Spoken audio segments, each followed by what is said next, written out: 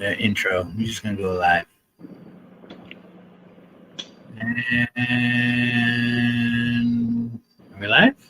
Yeah, we are live. Oh yeah, we are. What's up, everybody? Sorry, so late. I know I think I said 9:35, but MJ was live with Jaffe and Bomb, KG, and I didn't want to step on toes, so we sat backstage and talked for a while. Yeah. Area 50. Well, what's up, buddy? I haven't talked to you. Matt.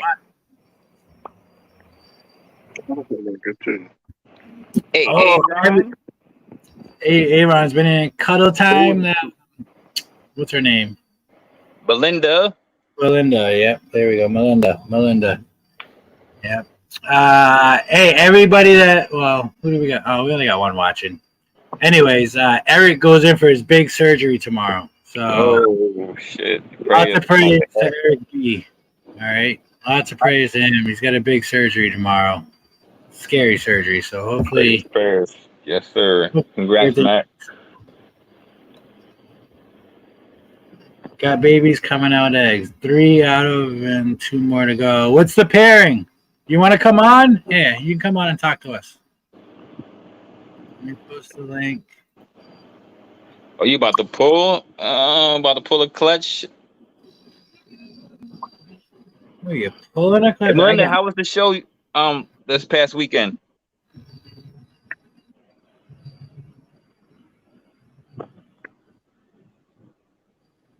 Linda, you can come on too. We got 4 people watching. That was quick. I want to get back up to my old numbers. 20s watching. Hey guys. What's up? What's up? How you doing? How was the show last week? I did see. The thing is with the shows, sometimes very nice, Matt. Sometimes, like almost right before the end, like an hour before they end, you get bombarded. That's when you start selling stuff. And you get all depressed, like in the middle of the. That's what I go to buy is at the end because you don't want to bring it home, and I can get you down on a better price. But I sold a proven breeder hepide female.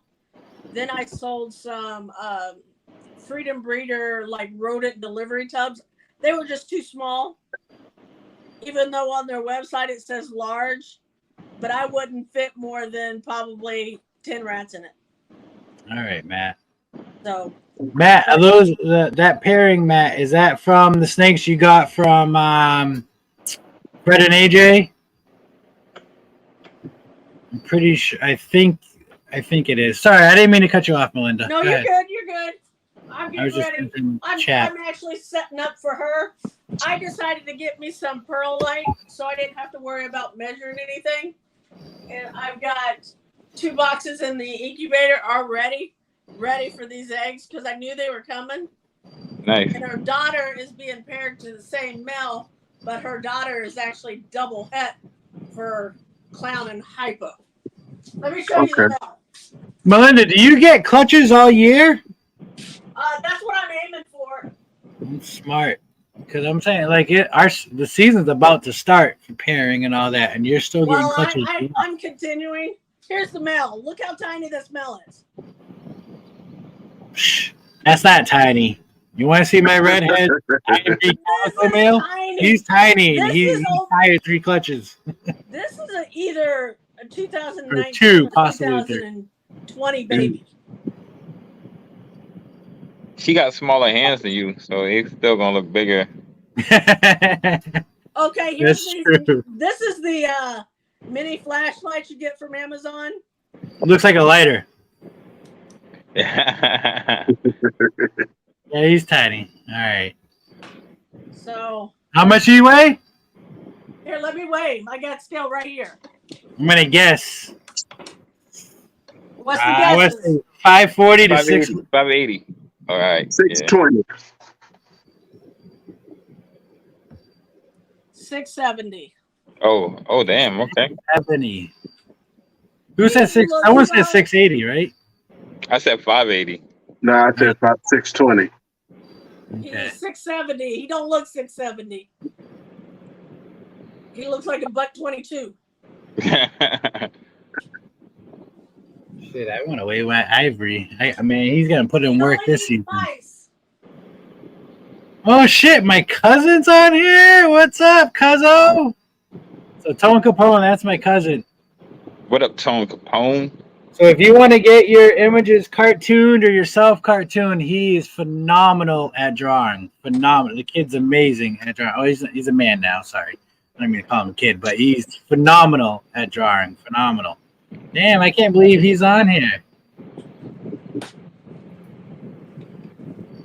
Okay, here's the tub that I put Hatch Right in here 2 days ago. And that Hatch Right doesn't... Tony, there's a link if you want to join. Doesn't feel like it's moistened, but there's humidity at the top already. Blakers, get in here, brother. I haven't seen your face in a while. But that's where I'm going to put the eggs. Let me get the girl out. What up, Blaker? That's all right. You can get on if you're still coming back from Miami. I saw your snap. She looked like you had a blast. Can you see her? Yeah. Yeah, she all up in the bow. Oh, she wrapped up. She got that. Yeah. Tight. I leave her pre-laid shed in there with her until they lay.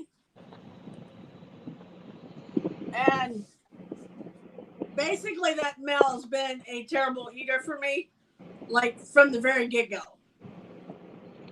She bred to my pastel spot-nosed clown male. Yeah, put Melinda on solo. Melinda, turn your camera too. Oh, sorry.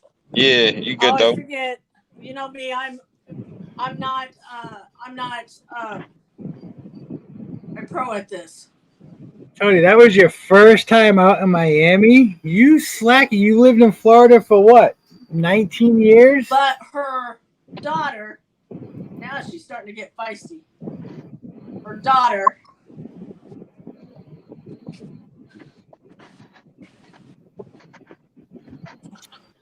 From 2 years ago. She don't look too angry-ish. Put her on solo, bro. Put her on solo. I'm doing it right now. This is her daughter that's being paired to the same male. But she's double het for a hypo and clown. Man, I Look like like she's ready to snap. I want to catch it. What's that? Like she's ready to come up. No, she don't look like she's ready to strike. She's just cuddled. She's just on. You know, she's cuddle timing. She's cuddle timing. Leave her alone. Hey, Mama. That's a nice clutch. Yeah. She's holding those eggs light for dear life.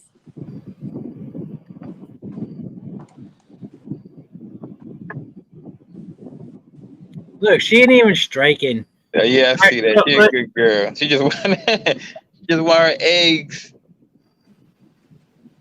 Come on, girl. Pull her head back first. Pull her head and then work your way down. There you go. Yep. There you go. Big old clutch. There you go. Damn, look how she stacked them like a skyscraper. Now she's just 1, 2, 3, 4, 5, 6, 7, maybe 8 eggs. I think 7. I haven't counted them yet. I'm still looking at her. Bosa. This is a hypo, just a hypo girl. Let's see what she weighs. Just a hypo. Hypo is not hey, just Ron. hypo is fire. I want more hypo. Hypo is fire. She is 1376. And what she weighed before that? Do you know off the top of your head? No, you don't got to check. That's fine. I was just asking. No, I generally don't know. Because pretty much I start feeding them, and as long as they're eating on point, I just keep on feeding them, keep on breeding them until they lay.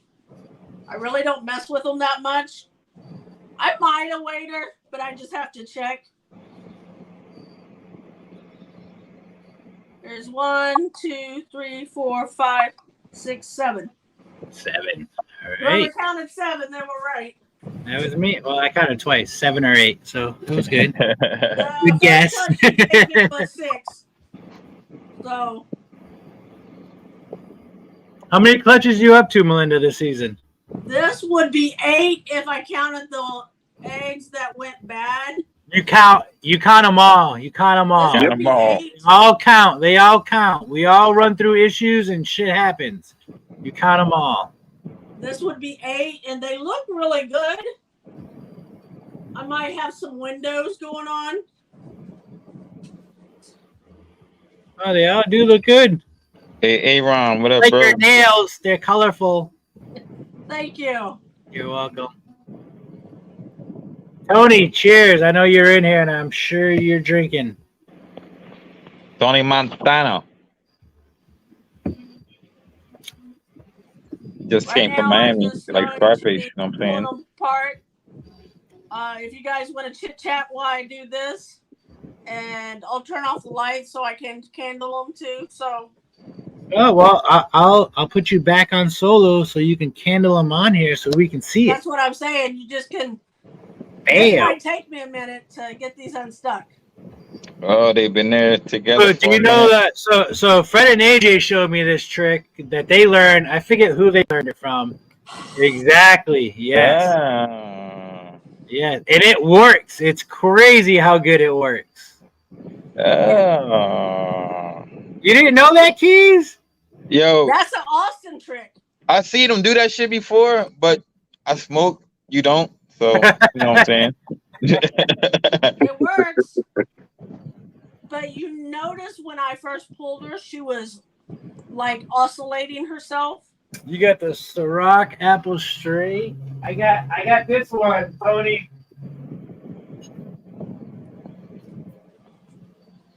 Oh shit, I'm not on camera. I got the Ciroc Mango. That's not And what I I'm- purchased myself a rainbow boa today. Oh, word. Oh, nice. I'm You drinking got some some Chris? Dominican Republic whiskey right now. It's delicious. You got it from Chris? I got it from John. Oh, Snakes Limited. yeah. Geez, did you tell Chris about my Blue Ghost stuff, Davenport? Nah. Because he randomly hit me up last week or the week before with a text message asking for a bunch of pictures of it. Oh shit. Yeah. I told him you was when you was selling it, that you was selling some at the because I asked him if he come why he didn't come to Daytona and all that shit. I should send him a picture of the mom that I'm selling. So what happened to the Rattery? I heard that the Rattery didn't make it. Yeah, he in Kansas City, so it's kind of hard. Well, I thought those girls were gonna do it. Yeah, they working on it, but still, it still got some other stuff involved behind the scenes. Shit, Keys, tell him to move the Rattery out here to Georgia and you and I would run it. He has another business partner too. Well, is it Tony? Oh no, it's not Tony. Because Well, Tony still got to buy rats. He breeds his own rats, and he still got to like Tony got mad snakes. he's got a lot. I love Tony's story, how he started the $80 investment and where he's at now. Like, Nice. Yeah, that's I watched that segment quite a few times just to kind of invariate me or whatever, get me hyped again or whatever. I like that for motivation, right? Yeah. Motivation. Yeah, it's exact. I think like every time, like I mean, I've Say thought that, about man. it a lot about just getting out of it. Like I've never told anybody this, but I have. I've thought about it a lot. But then I think about Tony's fucking $80 investment and where he's at, and That's crazy. Started off way more ahead than he started off, and he's killing it. Yeah. Keep telling myself I can do the same thing. I can do the same You could do thing. the same thing. You definitely could do Yeah, the I same checked thing. on this girl. Sorry to interrupt. I Thank checked you, on this Keith. girl this morning at 4 yeah. o'clock, and she hadn't laid them yet. Yo, I honestly, knew real she talk. was Yeah, I know a close. lot of people. You know, I know a lot of fucking people, and you are one of the most fucking passionate people about this, and you care about these animals more than most people I know. The time you put in, I don't know how the hell you put in so much time. That shit crazy. It's all gonna pay off. I What are appreciate you it. talking about? Derek. He's talking about me. Oh. First, I thought he was talking about me. He can. Go for everybody here on the panel. 100%. I mean, look at Keys. Keys is what we're 2 years, I think, on YouTube, right? Going on Almost, 2 years. Yeah, 2 years. Yeah. Yep, and he's killing it. He's killing it. I mean, it. You know, his I can't even think of the name right now. His sponsors and all that, and what he does, like. Oh, yeah.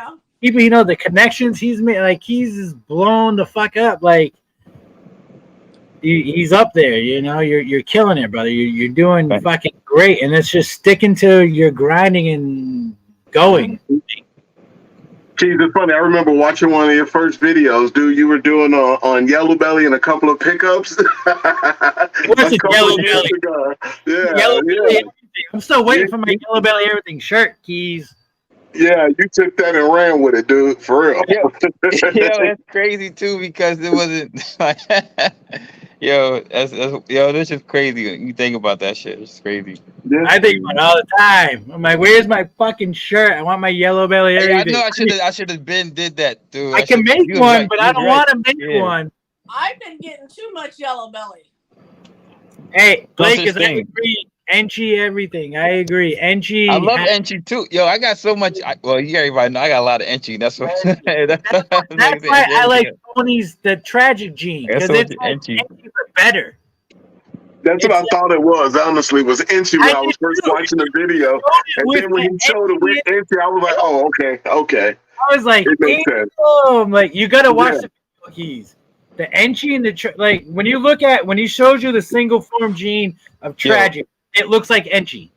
I seen a lot of tragic. He gets the shit. He gets the shit straight from Chris. Like, Yeah, a lot of combos. I saw the parents before that shit. I'm assuming that's Allie. Get on here. I sent a link. I know it's you, not Billy. Billy's sleeping. I'm sure he's got to work tomorrow. They asked me to work tomorrow, and I said nope. I said, no, you fuckers had me digging holes for 2 fucking days. I'm keeping my Friday off. I am not working tomorrow. Man, do you guys know how much the bank is going for? Nah. There's no prices on the Morph market. Everything is in quiet. Then you got to pay for that. It's straight from overseas, though, right? Or they got it over here now? No, well, it's on Morph markets. I think it was some local people selling it. Oh, but okay. 2 different people I They know only had got it. it overseas, though. Yeah, they got it from overseas, but there's no prices. Both animals say inquire. And I'm just curious before I reach out to them what they're actually going for. Oh man, they want you to throw a price out there. Yeah. They want you to throw a number out there. Nah, I think they're gonna hit you with the number when you message them. 10,000, like something crazy. So Like, man. Oh yeah, word. You're right. Nathan has it. Shit. Nathan Infinite. Yeah, one of my sponsors. Yeah. Oh, that's Nathan. That's your what's his name? What's his Infinite Possible Pythons. There you go. That's what was coming out of my mouth, I promise you. What's a mystery, Allie? I know it's you. And I got my dinker that I've been messing with. Yo, Diggers, I want to buy. I want to get a couple people together. I want to buy a big group of imports, like 20, Yay, we got them apart. 20 plus snakes. man, that's a big project though. You gotta right? put the work in with them. Yeah, the big I hate to project. make That's a it like lot of that. room. Like, You gotta set yeah, the truth. aside for all them projects. 100%, but it could pay off. Yeah. It could pay off with But one. that's still a gamble. It's still a gamble. Pay off with one snake. And you got to be able to keep track of all them projects. Man, that's a lot. It's worth it though. It's worth it, man. Listen, if you love what you do, enjoy what you do, it's not work. It's just a passion. You need a whole room space. dedicated strictly for like, yeah, like the a whole space. You got to room. think about it. Like if you got 20 dinkers, man, like you got to hold back bunches of them. Like that number gonna grow a lot. Hey, So, Keys. You can also let some Put like me on solo. the thing is, I don't know, but so this is Hey, how I Derek. think. Put me Yeah. on solo. Put Melinda on solo. So this is what I think about. Like if I'm doing, oh shit, I muted her. Hold on, I got fat fingers. Hold on. Wait. Unmute and solo. Okay. Look at the this is belly. my dinker. Yeah, belly, nice. This is a yellow belly, but Shit. look at that belly. Yeah. That's not a normal yellow belly. Mm-mm. Wait, so you're saying that's yellow belly in that? Yes. I mean, I see the flavor, but I don't see it. Like the belly is crazy. Oh, it's definitely yellow belly, but But you saying that's only yellow belly? no, it's part of my dinker project. Okay. And I'll show you, not her. This is from the first time around. This is just the normal. All right, so it doesn't have that crazy belly.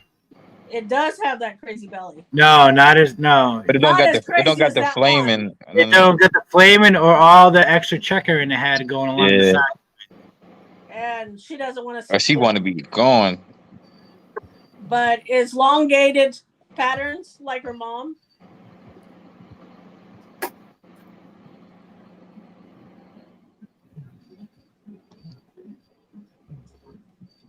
See that? Orlando was goody.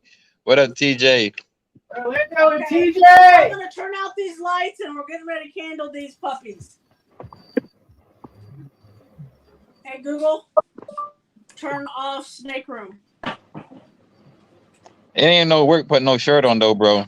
Don't be like that.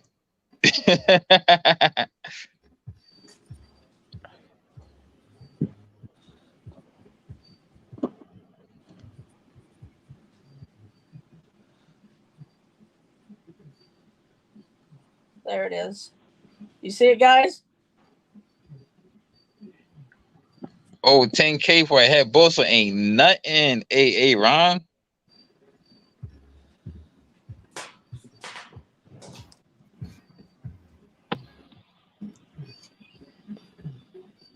Oh, Keys, when you come, you'll see the new tank I'm working on. It should be ready by the time you come. What's it for? Well, what you putting in it? I have no idea. No. Right now, what's going in it is so it's gonna be half water, half land. Mhm. But I got tadpoles I've been growing up that were laid in my pool. Yeah. And I was like, oh shit, I can grow these up and feed them to the baby children's pythons I hatched out. So I got like fucking 30 of them right now growing out, which is Damn. super cool. And they're getting big. Like they're almost getting ready to start their legs. So by the time they start their legs, they should be in that tank. But it's the old Tokay tank I had, the big one. Because I moved all the Tokays up to the 12 by 12 cages that are all connected. That 4-row rack I have of the cages. Yeah. So and then there's some blue tail skinks in there and some anoles, but all children python food because I don't know. But my children started eating. I don't want to say what they are. They started eating those wild caught field mice babies. No Yeah. issues. So I ain't got to worry about all that. So I don't know. I'm gonna stay. I want to put leeches in it, but I don't got the money yet. Yeah. So, and I'm getting some chameleons next month. A friend of mine's bringing me some chameleons. So, And Jessica's gonna end up breeding something soon, eventually. chameleons? No, not chameleons, lychees. Oh yeah. Oh, yeah. Justin is. Yeah. I've been Yeah. talking to him. I'm trying to go in with him on some shit, but I'd have to buy what I want and just send it to him, and then I get babies out of it. Okay. There it is. I couldn't find it for a second. That's what she said. That's not good.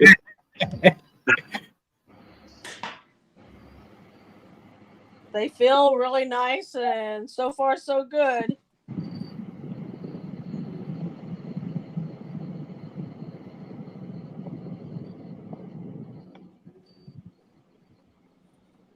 Is it right there at the top? I can't. It's kind of hard to see.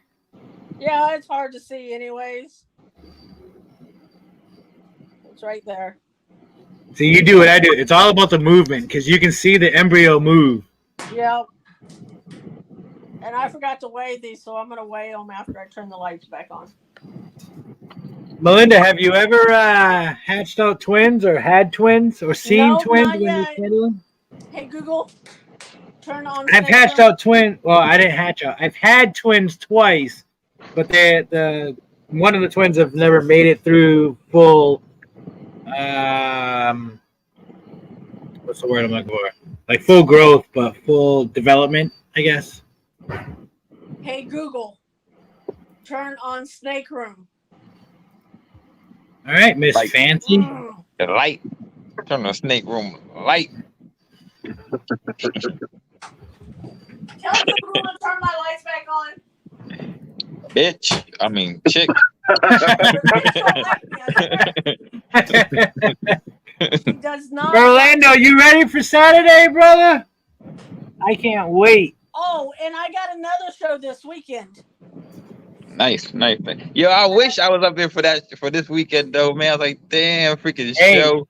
This show, so It would have been a good show to go to, man. It's like, Yep, damn. because like they got a show in Atlanta, but I heard it's trash. Like I heard it's not a very good show in Atlanta. I heard it's hot. It's in like an open barn. It's dirty. Like not the animals or anything like that, but like the area itself is just because you're in a barn walking around. It's hot, humid, all that shit. But the show that we're going to in what's the name of the town? I can't think of the name of the town. It begins with an M. It's beautiful though. I drove through it once already. Orlando, I know you're in here. What's the name of the town? Where are we going? It's not Alpharetta.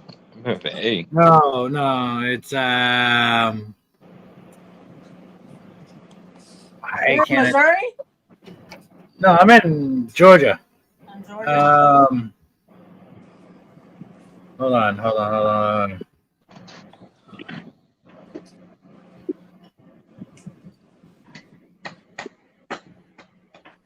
Marietta. Marietta. Yeah. Marietta. Shit. So I heard that's really nice, really awesome. So I can't wait to go. It's gonna be fun. I can't wait, and then hopefully next year I'll vend the show. You're right. Yeah, buddy. That'd be dope. That's the goal. Next year is to. Yep, there we go. Marietta. Yep. Yeah. Is to vend the show. Eric, what up, man? Eric B. Make sure No you Rock came in the building. you. Eric B. Man, brothers, praise to you. I hope tomorrow goes great. Prayers. The eggs weigh 715. So a little bit. She more weighed. than 100 You said grams. she was 14 when you took her off, right? Yeah. 13? She was 13. 14. 13? Very nice. Sorry about Yeah, that. My daughter trying to call me. That's fine. We got the Midwest Reptile Show this weekend, so we'll be vending as well. That's Where's gonna be that fun. Indianapolis. Nice.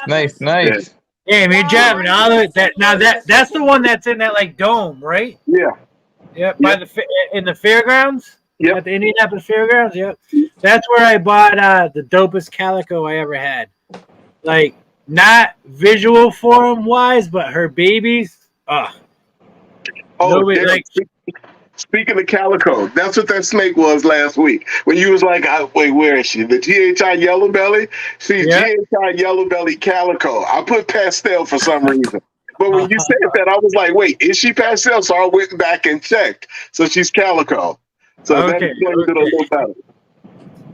Sweet. So, oh, you're gonna have some nice things from her. Yeah. Yeah. I love calico. Calico is one of my favorite jeans. I don't have a lot of it. I have calico and sugar, and I'm trying to see which one I'm gonna like the most. So some people say they're the same. Some people say they're I love like, Tony's line, Hardwire. His line of calico. The closest thing I have is from John because it has no spider in it, and this snake is it's super high white calico. I'll show you the calico I like out of mine. Oh, wrong tub. Oh wow! You gotta put yourself on solo. I don't want to put myself on. I'm not that special. Well, we want to see the snake.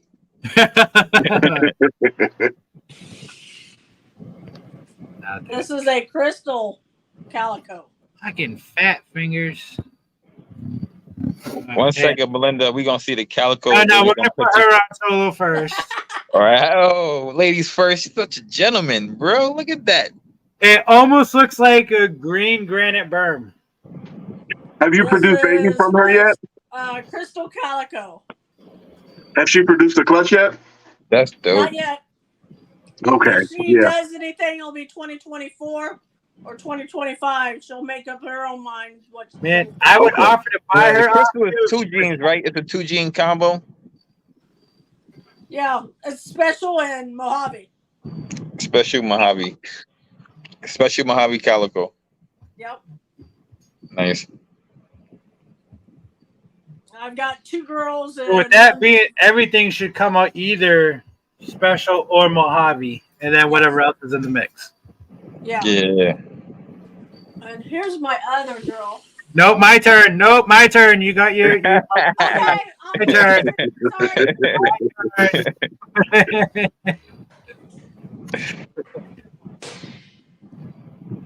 So here's calico, yeah. That's calico NT leopard pastel. Yeah. That's crazy. Yeah, that's nice. It's smoking. Like I can't wait to produce stuff from him this year. And this came from John from Father Son's Reptiles. Yeah, I gotta see that snake in person. That snake is crazy. Man, this is Allie's favorite snake. Allie's favorite snake. Yeah, I love that snake, man. Yo, I told you, though, that would have been it. Yo, that's it came from John, but then John bought it off of MJ. So I talked to MJ about it after I acquired it into my collection. And I asked MJ, and he's like, "Oh, that's het for pied." I was like, "Huh, that's a bonus. I mean, it's a male, but I didn't care that it was het for pied. That's just a bonus because I just want to spread that pattern of calico. Because if everybody follows Tony Thomas, his calico line is phenomenal. Like the high whites in that, so nice, so nice. But you can have a high white calico and produce super low white calico visuals, like." Yeah, it's a hit or miss, like, you know, but 20 seems to not have that missing part of it with it. Yeah, I got a calico, or one of my het clown males have calico in them, but so far I haven't produced a clown. Hopefully next week I'll see a clown from them. They're all low white. They're all low white, and this guy. Yeah, keep talking. I'm sorry. Yeah, they're all low white, but the dad produced some beautiful high white clowns, like calico clowns. And I'm just like, man, I just hope when at least come to the clowns that they're high white. That's what I'm going for, but I'll see what happens. I got one calico in my collection right now. Well, she just had dated clutch not that long ago, so hopefully I'll get some one more. calico. Yeah.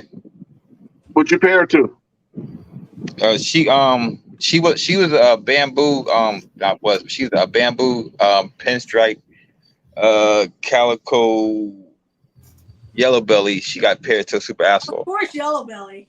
Of course, you already know. She got paired to Super Asphalt. So I'll just look for some bamboo freeway combos. Yeah. So,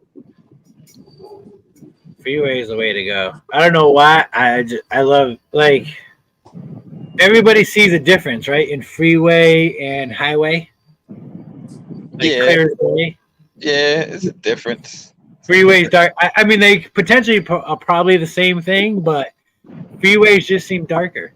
But lately, I've been seeing people saying they're hatch out highway stuff, but they're dark as shit. Like they look very similar to freeways. Look at them after a year and a half. I got a highway that looks like they're in their white well because she pastel, but pastel Phantom Highway. See, and like in that clutch I cut, I wish so. The one egg that Allie and Billy's daughter hit, I gave her an egg because she did some yard work for me when she was here.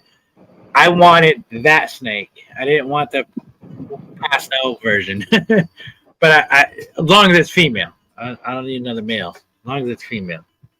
And Eric, why are you working tonight when you got a big ass surgery in the morning?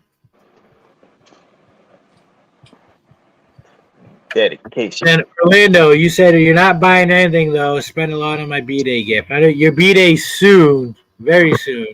Yeah. And I hope when I see you Saturday, you tell me. And are we hanging out Saturday? I'm pretty sure we're hanging out afterwards. But what are we doing after the show? I know we're gonna be at the show all day. I know you said you're getting there at 11. And we'll get there at the same time. I got this Freeway from Reptile Creation. He has like I guess like a sort of different line of Freeway, and I just love this dude. I haven't paired him yet, but his colors are just. Ooh, you're gonna like Freeway. Very good. He has really nice colors to him, and so I got a few Ivory, multiple gene Ivory girls. I'm gonna put a couple of them to him to hopefully see what his babies look like and see what we can produce out of it. Yours got a darker back than mine. Let me see. Put them up again. Yeah, so it's darker. I like it. Yeah. Let me see the side belly, the side gut. Yeah, yours is such a defined line. Look at. Watch this. Oh, and he's letting go. Oh, hey, Waterworks. Hey. Yeah. Bound to happen. Yeah. So look at this is mine. Yeah. She had a fucking clutch. So mine got that dark back, but it's not all connected like yours was. But my side gut is completely different from yours. Mine's speckled the whole way through with no defined line like you had on the belly. Okay. Oh, Now, yeah, I is that paired her off, but I freeway or didn't see any locks. So I didn't think that she went.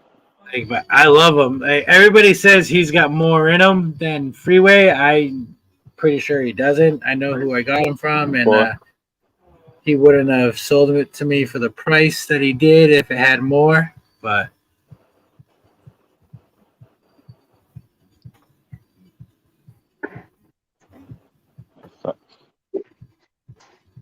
There's another one of my calicos. But it's all right, so that's what calico pastel. Is that lesser in there? Butter lesser.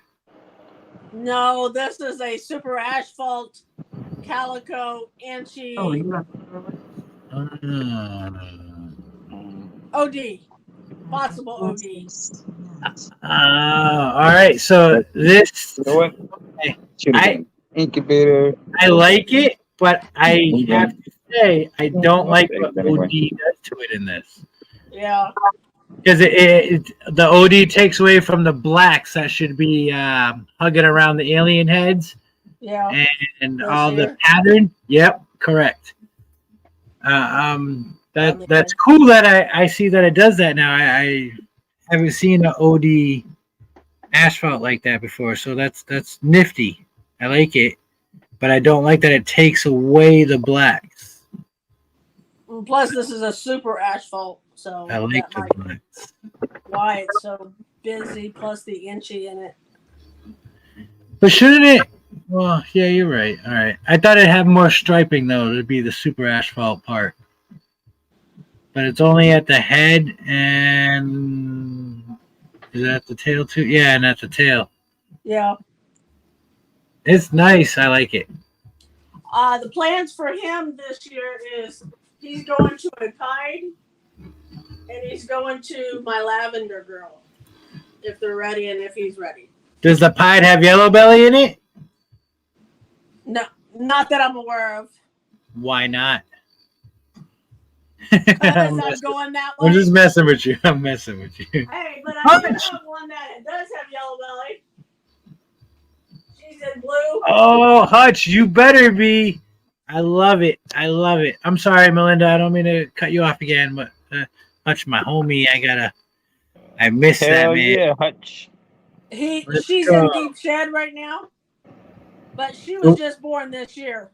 What's that? Pied yellow belly? Pied yellow belly, Pied yellow Northern belly. Dream, and pastel. And pastel. Okay, okay. That's pretty. I don't really like pastel because I have so much of it, but it really, really throws that orange dream just one notch. Pastel's the new normal. Well, been the new normal. Yeah. I got pastel in almost everything. Put it this way, I pulled up my Husbandry Pro and I pushed in pastel 38 animals out of my, I don't know, maybe 120. That's how many have pastel. Damn, the line of my beard is crooked as shit. You're just now noticing. You just noticed it. It's like so crooked. Damn, I need to shave that shit off. And everybody's in shed right now. What do you say? Double my. Oh shit. And work from home too? Shit. Fuck yeah. Hutch, you can just move out here. We taking over Georgia, just so you know. We taking over. Yeah. That time. Let's go. Jeremy, what is up, brother? Jeremy, how you been? I hope everything is great. You can join in if you like. Let me know. Yeah, we're probably about to go to bed. Next week in Reptile Nation. That's the one in Atlanta, right? Splash Pack. That's the one in Atlanta. Yeah, that's in Atlanta. Reptilian Nation. Yeah. I probably am not. But if you are and you want to come over, let me know. I know. So next weekend is my oldest's birthday, and we're taking her to. We're going to see where they record. Why can't I think of Stranger Things? We're taking her there for the day. So, but if you want Friday, I'm off. So if you're going and you want to come by Friday, you're more than welcome to. Let me know. Or Sunday, let me know. 100%. But I probably most likely will not be at that show. And FYI is DEREKK. KK? KK. 2K name. So did you see that gargoyle I picked up today? Yeah. You did? I don't know if I saw that. All 3 shows this month. Oh, all right. Orlando balling over here, going to all 3 shows. No, you're not, because you're coming over for the birthday party after we go to the thing, Orlando. Go ahead. I'm kidding. Go on Sunday.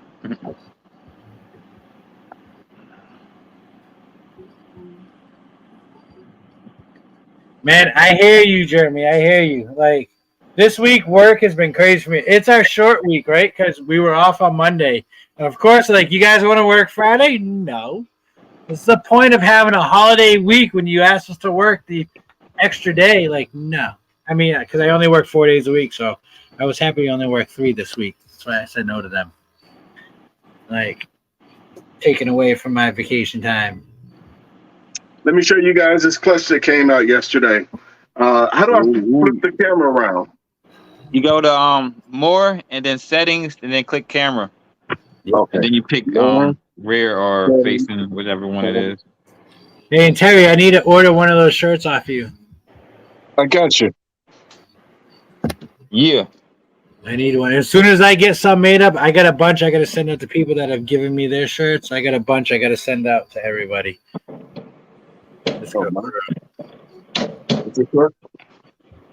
Now, what was the pairing to this one?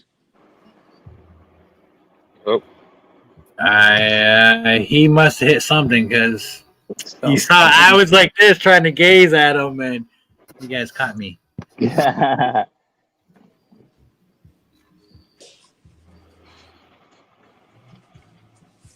Keys, you ready for 4-day work weeks? Hell yeah. Right? I can't wait for that. Like, for real. And if you move into my neighborhood, if it happens, and you get you on my crew.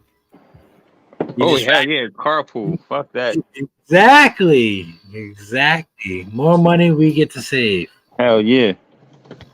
And drive is not as bad as you drive with somebody else. No money on gas. We just be riding the company truck. But you have to be on my crew for that. Yeah. I got fast Vegas. And even though we could live next door to each other, you wouldn't be able to ride with me because I may get back 2 hours before you or 2 hours after you. Nuts. And if it's 2 hours after you, I don't want to sit there and wait. All right. I'm going to blow you up now, Dad. Hold on, Terry. Come on, fat fingers, work. Okay, the pairing was Banana, pastel. Hold on. This is my guess. I know you said earlier, but I forgot. So I want to say banana, I think black pastel, maybe some cinnamon, maybe some champagne. You're all over the place. No, it's not. You got that jet black snake right there, so that's throwing it off. And then you got the purplish snake, which is like cinnamon mystic-ish. Let me put it right on. 2 bananas. So the pairing was that I have banana, black pastel, calico yellow belly, hat clown, 2 just a black pastel. Black pastel, banana, yellow belly. That's right, Joe. Yeah, but super black pastel comes out that black. Listen, so wait, let me pull this one out. So this one right here threw me for a loop. So this. Oh shit! Yeah, that's pewter. Yeah. Yeah. And so last year she gave me a Partho clutch, and the pairing was banana. That's not pewter. That looks pastel HRN. That's not pewter. Banana pastel. No, it's not pewter. That's not. You'd have more pattern. If that was pewter, the pattern would go all the way through. Even if it's a black pewter or a pastel to a black pastel, you would have more pattern going on. You don't think that's pewter HRA? No, I think that's Mystic. I think that's Mystic something. I don't think that's no, pewter. bro. Guarantee it. There's no Mystic in here that you know of. No, but I paired these snakes, bro, a couple of times, and I think I would have noticed them. Really? So, I think you would have more banding coming down the sides. There we go. Sides fade out to that silverish, purplish, gray color, correct? But then where's this super dark black one come from? So the super dark black one is a super black pastel. Super black pastel? Yeah. Is that a silver streak? What's a silver streak? Yeah. Silver streak has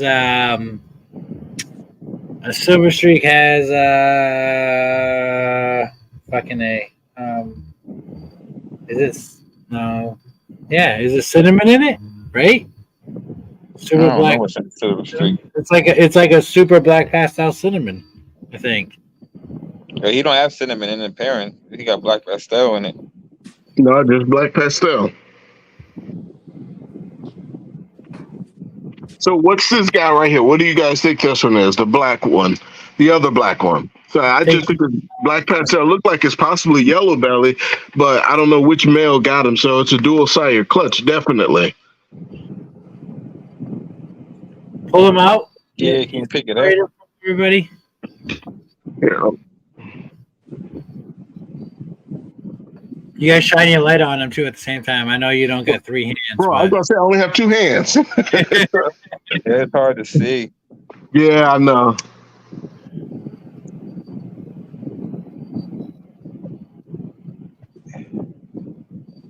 Shit wonky, man. I don't know. all right, Terry, the next snake you buy off me, I'm gonna send you a light. I got a gift for you. I'll send you the whole fixture. I mean, it's gonna be like Jesus is in your room, but you're gonna like it. I mean, I have lights, but they're just not in the best place. No, my trust me, what I'm gonna send you is gonna be amazing. Later, So- brothers. Definitely black pastel. Okay. It's definitely black. It's definitely yellow belly too. It's definitely black pastel yellow belly. I think that's it though. I think that's it. Okay. What, that black pastel Yeah. yellow belly? Yeah, This one right here, yeah. I see them. I think that's it. He have to sheds out. I don't know. He got, but then it'll have more color in it. I don't think so, bro. What else do you think is in? No, I don't what? know. It's That's just- crazy. That's going to be a phenomenal black pastel yellow belly. I'm telling you. I think. I mean, I can be wrong, 100%. Don't call it a night. It's been up 20 something hours. Well, go to sleep. We got to hang out for Saturday. Oh, yeah, you're gonna be on the show tomorrow too. He's coming on your show? Yeah, Man, I'm going to give him shit because he won't come on my show. he be working like, yo. I know.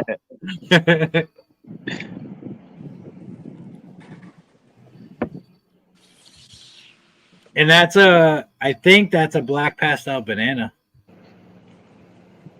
Yeah, No, I think this maybe is yellow also belly. calico. Definitely black pastel yellow banana. Might be yellow And belly too. Yeah, I think you're right. I think it. Yep, I just saw what I was. We got all Yeah, the orange in it. See, I think all it's a the- black pastel banana calico. Yep, that's yeah. I think it's calico in it too. It's just a low expression like the other animals from the father. I don't know about the yellow belly in this one. Is it like orangey pink where the calico would be? You know what I'm saying? Like, Yeah. color-wise? Yeah, I have a couple of snakes from this guy. Yeah, all of them. Like you could tell like it's not a high expression calico, but you could tell pretty good, like the calico's in it.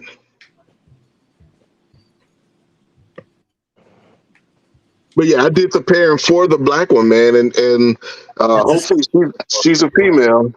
Hopefully, she should be, because both bananas are male makers.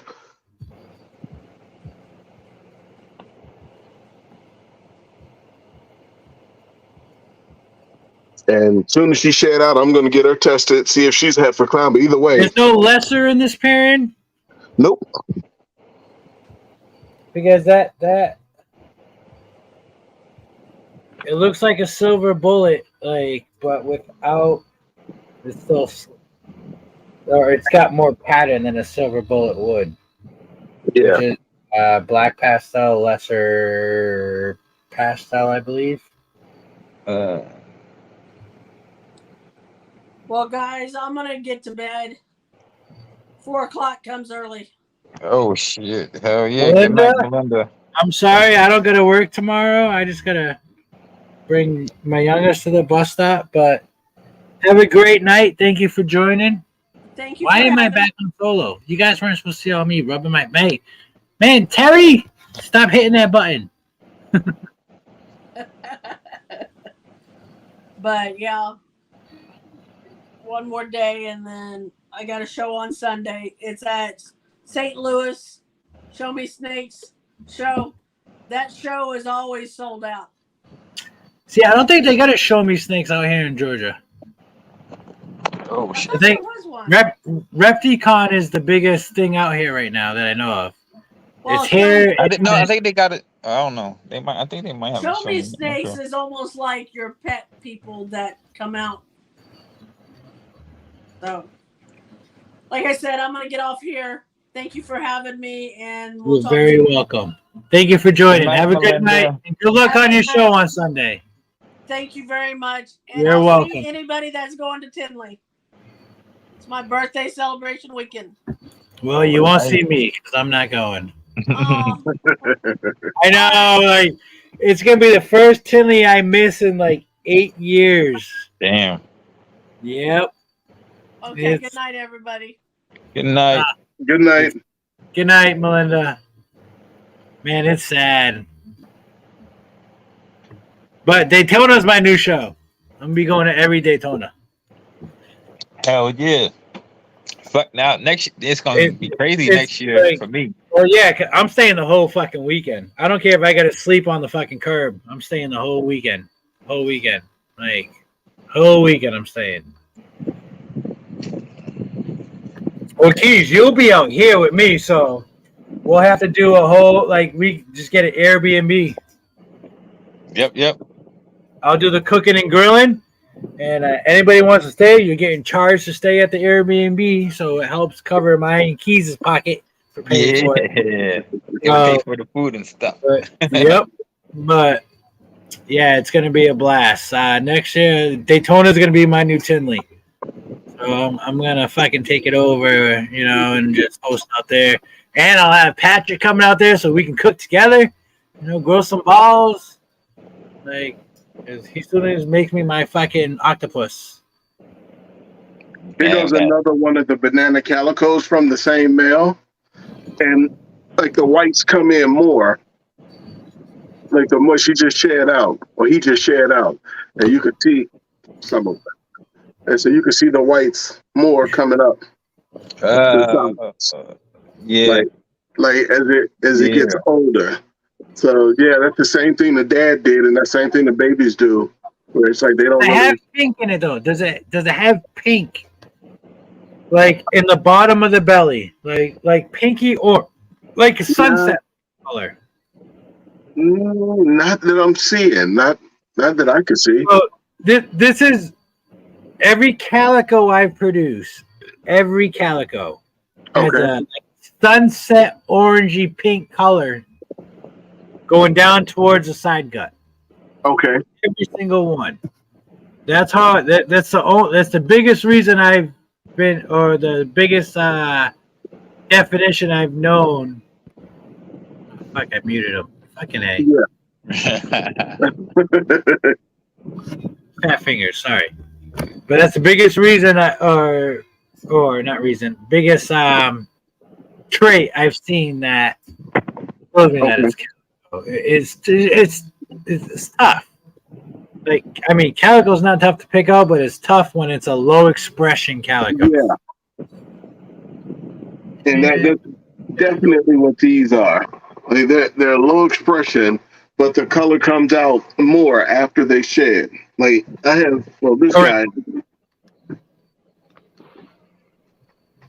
this guy, obviously he's completely different, but he's also calico. Well, he's sugar technically. You working my fat fingers tonight.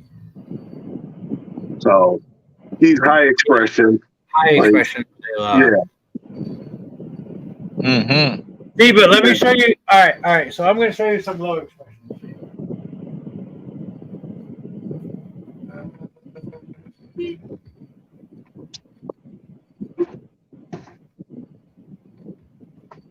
Here's this is the dad. Oh, nice. So Yeah. he's banana, black pastel, calico, and yellow belly. Yeah, you see that. Yeah. The side guts. Yeah. Dope. Like, that's calico all day. Like, look at this. Like these snakes, they they look really sexy right now because they're getting older. They look so good.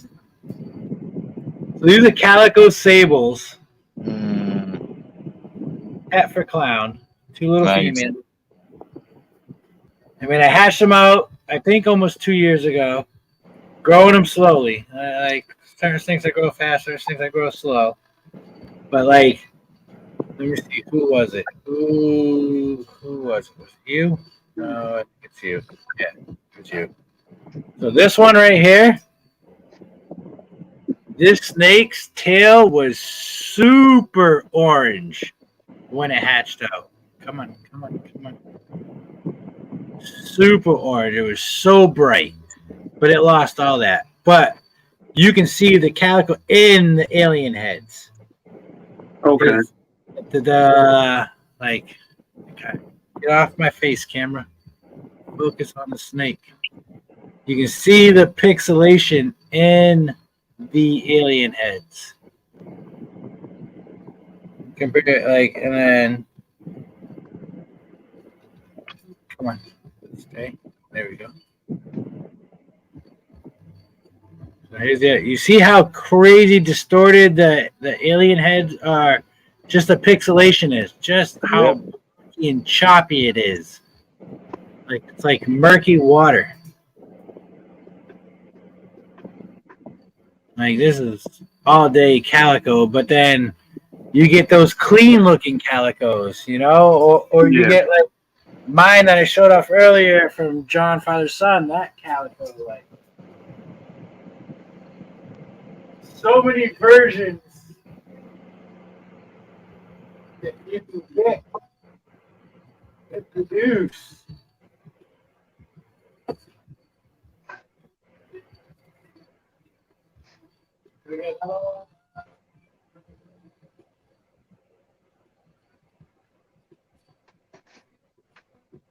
I wish I produced a banana calico, and I wish I would have kept that snake because it was quite amazing looking, but it was a male. I didn't want it.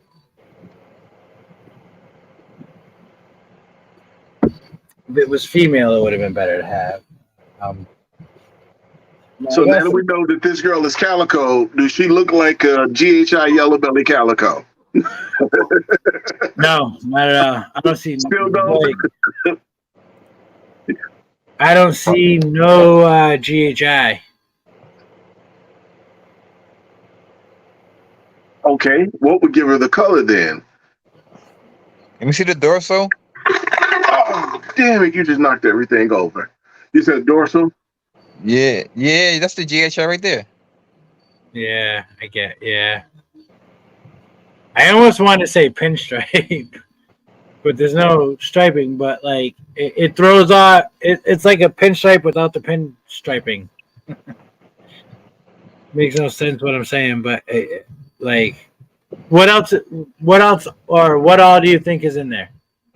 Well, she was sold to me as a GHI yellow belly calico, and those were supposedly the only genes at play.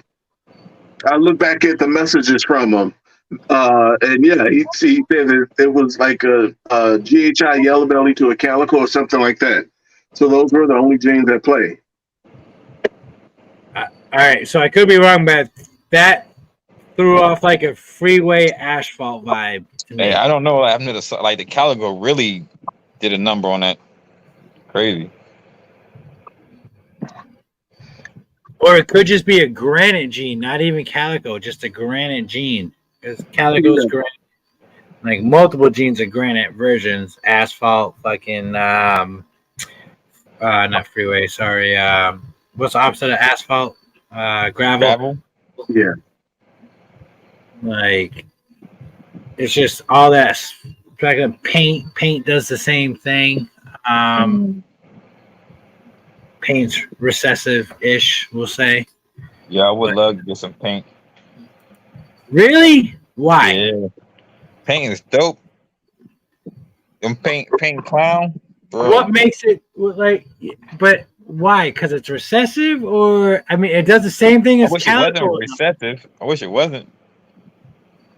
But, no, I want to know why you think it's dope. Like because it acts like a recessive gene, or sorry, a codon gene. I mean, there's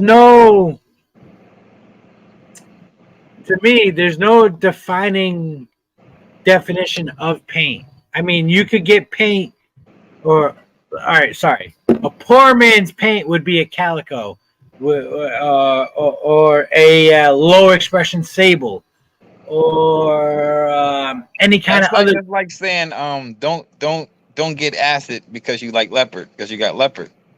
No acid, no, because acid does way different. Like, look at what's his name? You're gonna know his name, Keys. He had the acid leopard clown with the first year you were at Tinley.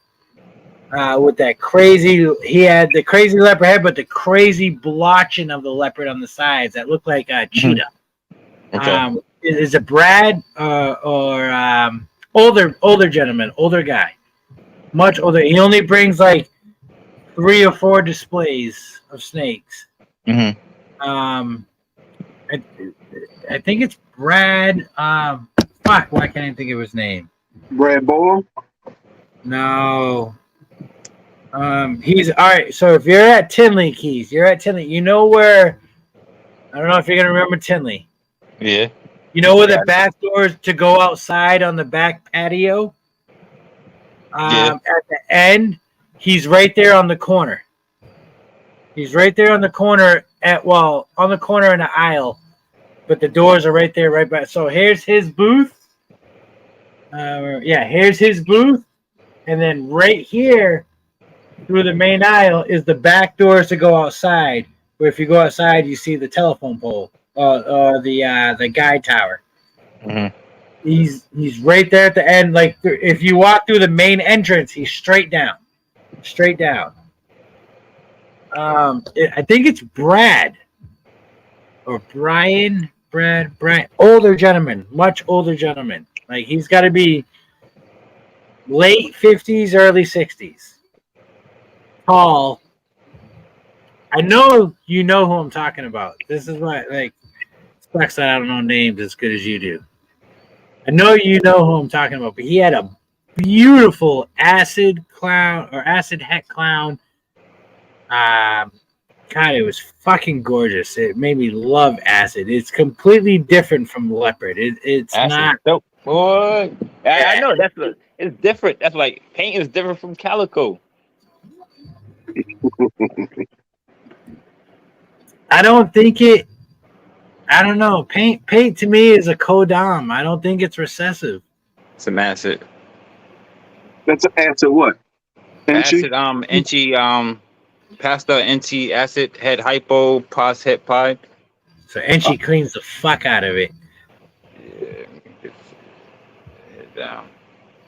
So acid's throwing in. Let me hold on. Fat fingers coming in solo.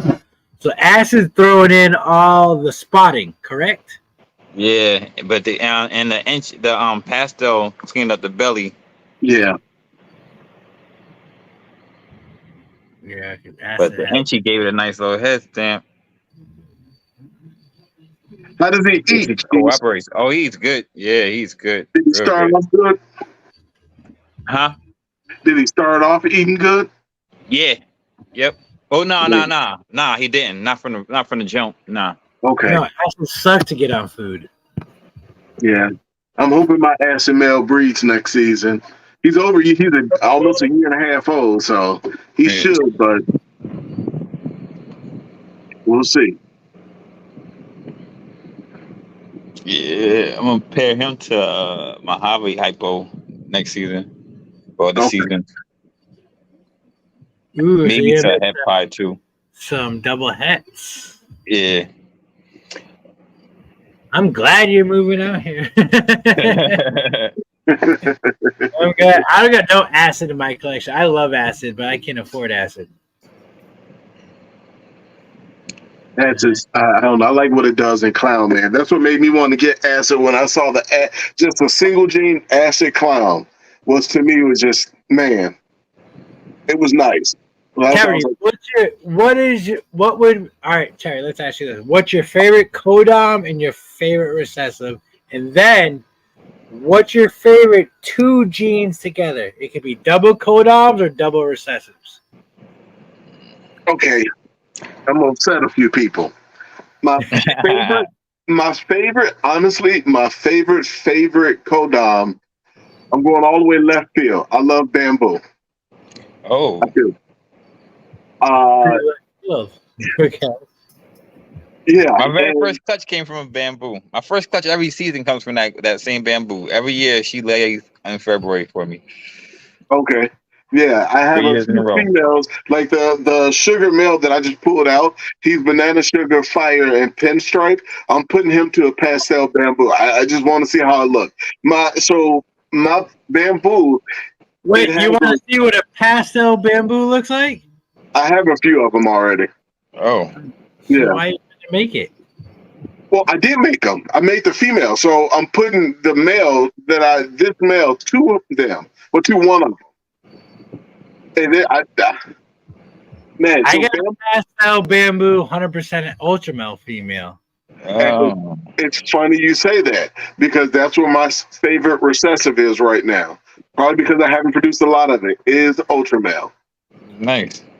So I could sell her to you because I was about to say, so how much you say you want for it again? I'll figure it out because I want to buy a visual ultramel female. So Yeah. I have a visual ultramel female that I just put to this dude right here. Who's probably gonna bite and you me. might make out because I don't want bamboo in my collection. So this guy right here, he's a visual visual ultramel hypo. And so my ultramel female is like 66% hair hypo. So I wanted to see if she prove out. Okay. But You yeah. got an ultramel hypo male. And what are you doing with that? You're not So selling. No, I'm not selling him. So I'm putting him to Sure. there you go. Sure. 'Cause, I This mean, year, I I put him to a visual pied, a huge visual pied I have. She didn't go, and then I put him to my orange string phantom pastel clown, and she didn't go either. what line of hypo? Is it OG? I have no idea. I don't know. Like he just got his first clutch from this ultramel female, so like with any amount of luck, we'll see. She proves out hypo. And she has spider on her. She's pastel pinstripe spider visual ultramel. So No spider, so I don't want any of that. no, I just have. Matter of fact, I have 3 of them left in my collection, females, and 1 male. So her I'll hold on to for a couple more seasons because she's visual ultramel. But the other ones I'm actually trying to sell. They're going to be some of the ones I put up for sale. But you're lucky. So with spider, when people keep spiders and want to breed them, my personal opinion, only females. Yep. Because males pass that spider gene on way too easy. Yep. Well, I do have a male. Your snake is spider. Like I do have a male spider VPI Exantic visual, and the only reason why I have him is because I was going to go buy a snake from someone, and this is during like the height of you should own spider, and I can't remember what I was going to go buy from him, but I was going to pick up quite a few females from him, and the guy goes that he's going to decapitate this male because he's a spider. And this male was like 2,200 grams, dude. And I'm like, so obviously there's nothing wrong with him. Like he eats great. Yeah, there's no problems with him. And so I left giving him $75 for the male, and that's all I bought from him. Oh, wow. I was like, I'll take him, and that's all I got from him. Yeah, And I was nice. like, that makes no let me sense. ask you this. Have you used that male every season since you got him? I have And he breeds no problem? no issues. No issues. Okay. I don't like getting my males over 1,000 grams. My males stay at 1,000 or under. Oh, he's the biggest male I have in my collection. He's by far the largest. Like my males are probably between. Well, I like it because you're teaching me something. Because like, I only keep my males 1,000 or under because of people I've watched and what they do with breeding, and then Yeah. Find out years later their snakes hit a certain mark, males, and they get lazy and don't want to breed. I don't want to have that with my males because, males are a giant key to every fucking project. Every breeding, everything you do. Males are just as important as females. Yep. Just as important, if not more, because I don't have any issues with any of my males breeding outside of the young ones. Man, my young males, how people be saying like they get their males to go at 6 months, that is not my experience. Like, my dudes be like, I don't mind 18 doing months that. old. I've done it. I don't mind doing that. And then giving my males the next season off. Yeah. I treat them like I would treat a female. Yeah. Breed them one season, give them the next season off. Let them put on a little bit of extra weight, then breed them again. I don't mind doing that because I like to keep my males slim. And let's say slim and what's the word I'm looking for? Stamina. Yo, I'm about to get off. My phone about to die. All right, Keith. I know you got to go to work, right? Oh no, I'm done now. I'm getting ready for this move. Oh shit! Yeah. All right. So I'm going to be on for a while. So if you want to charge your phone, no, that's cool. I that's fine. You want to charge your phone and get back out because I'm going to stay on until Mike gets on. So Big Mike, 21st century. All right. So what time is he going to get on? It's almost midnight for me. So 1, 2, 3, 4. It's almost 5 a.m. for him. So he'll wake up about another hour and a half. All right, this shit about to turn on. I'll go downstairs then because I don't know. He should have knocked out. So yeah. But if you want to come back on, come back on. All right, that's what's up. Thank you for joining, though. I love you, brother. No doubt, love you too, brother. Terry, peace, bro. All right, see you. Bounce to you. But no, man, a lot of my males go off of food during the breeding season. Like most of them. Like my males, for whatever reason, like they go off of food. So I need them to be a decent size because they lose weight.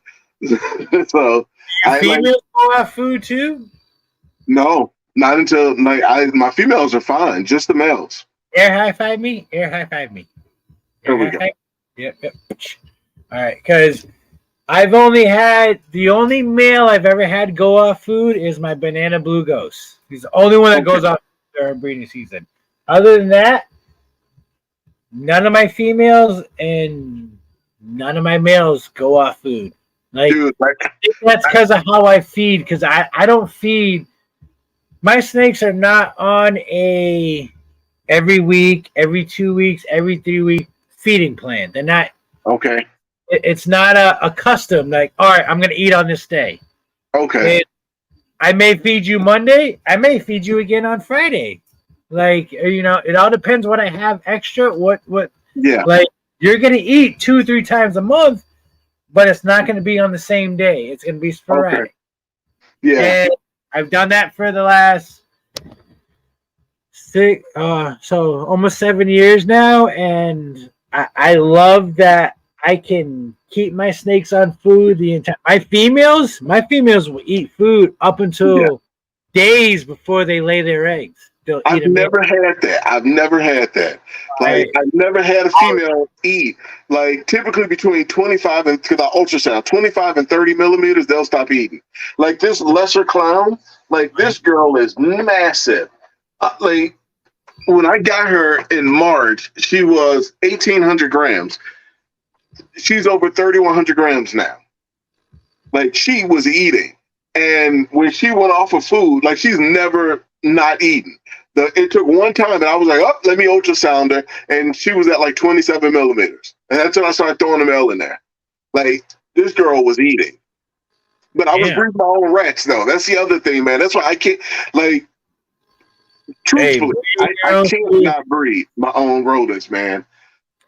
Now, I'll say I feed when I'm breeding, and I know my females have eggs, they get smaller meals. Okay. 100%. I do not give them anything big or anything that they should get. No, they get a size or two small. They almost get brought down. So my males only eat smalls and weans. Weans and smalls. Sorry, weans and smalls. I don't care if my male. I mean, I don't get a male over 1,000 grams, but if they're over 1,000 grams, I don't give a shit. They still get smalls or weans. Yeah. That's it. That's it. I've done it for years. My males, they're very lean. They're not thick. They're not huge, but they're very lean. But they do their job and they look good. They're not unhealthy, I promise. But Yeah. females will get much bigger. I mean, I don't feed nothing over a medium. Put it that way. I don't care how big females, but nothing over a medium. Well, I got a couple of them. Like a small large, I guess. We could throw My- small large. Once again, I'm not gonna lie. My big girl down here, she's over 5,000 grams. She'll eat a male. She'll eat a breeder male. But I'll feed, like if I fed her a breeder male this week, I wouldn't feed her again until October. Oh, So okay. she'll go 3 weeks without eating. But yeah, she has taken down breeder males. And so also my HRA, same thing with her. Like I got some big girls, so they'll take down larger than mediums. And then my regular females, all of my breeder female, well, all of my females are breeders, but all of my females I feed mediums. What up, Gage? Slithers? Keep talking, brother. Yeah, all of my females I breed mediums, or I feed them mediums, and man, like I just rather for my females to be larger than on the smaller side. And I don't know if they give larger clutches, but well, my big girl obviously does because she's 5,000 grams. I think she laid 17 eggs, and then the HRA was right at 4,000 grams, and she laid 14 eggs. But outside of those, like everybody else, is just regular, 9, 10 egg clutches for the big girl. See, but that's not all right. So to me, so when I started this, all right. So I've been in reptiles for over 20 years. Okay. I've been into snakes for I want to say going on 7, maybe 8 years. Okay. I do not listen to all the big breeders, anything what they say with weight size on breed. I've bred females at 800 grams, and I've gotten 4 eggs out of them. 4 beautiful, healthy eggs, all hatched, no issues. Now, my buddy has a snake like that now. Wait, let me finish. Yeah. Now, being that size, they did not go for me the next season. Yep. Fine with me. I give all my females a season off. There's only one snake I like. She had last season. She took last season off on her own, but I didn't try to do that. I paired her, but she didn't want to go, which was the Blue Ghost. The season before that.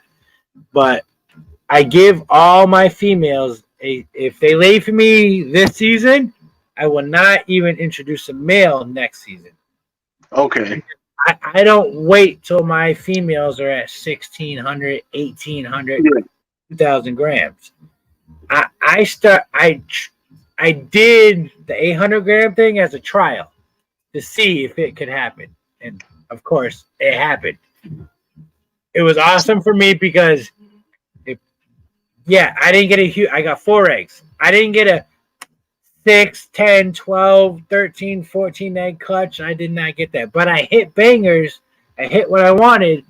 But they were fat, healthy fucking snakes. Yeah. Like, I wanted to prove wrong the bigger breeders that are saying, wait till this age, wait till that age. But then you have breeders that say, and now that they're alive, I won't say the names, but you have breeders that say, don't breed till 18, don't breed till 16, don't breed till 22 gram, 2,200, hundreds at the end of all that. Yeah.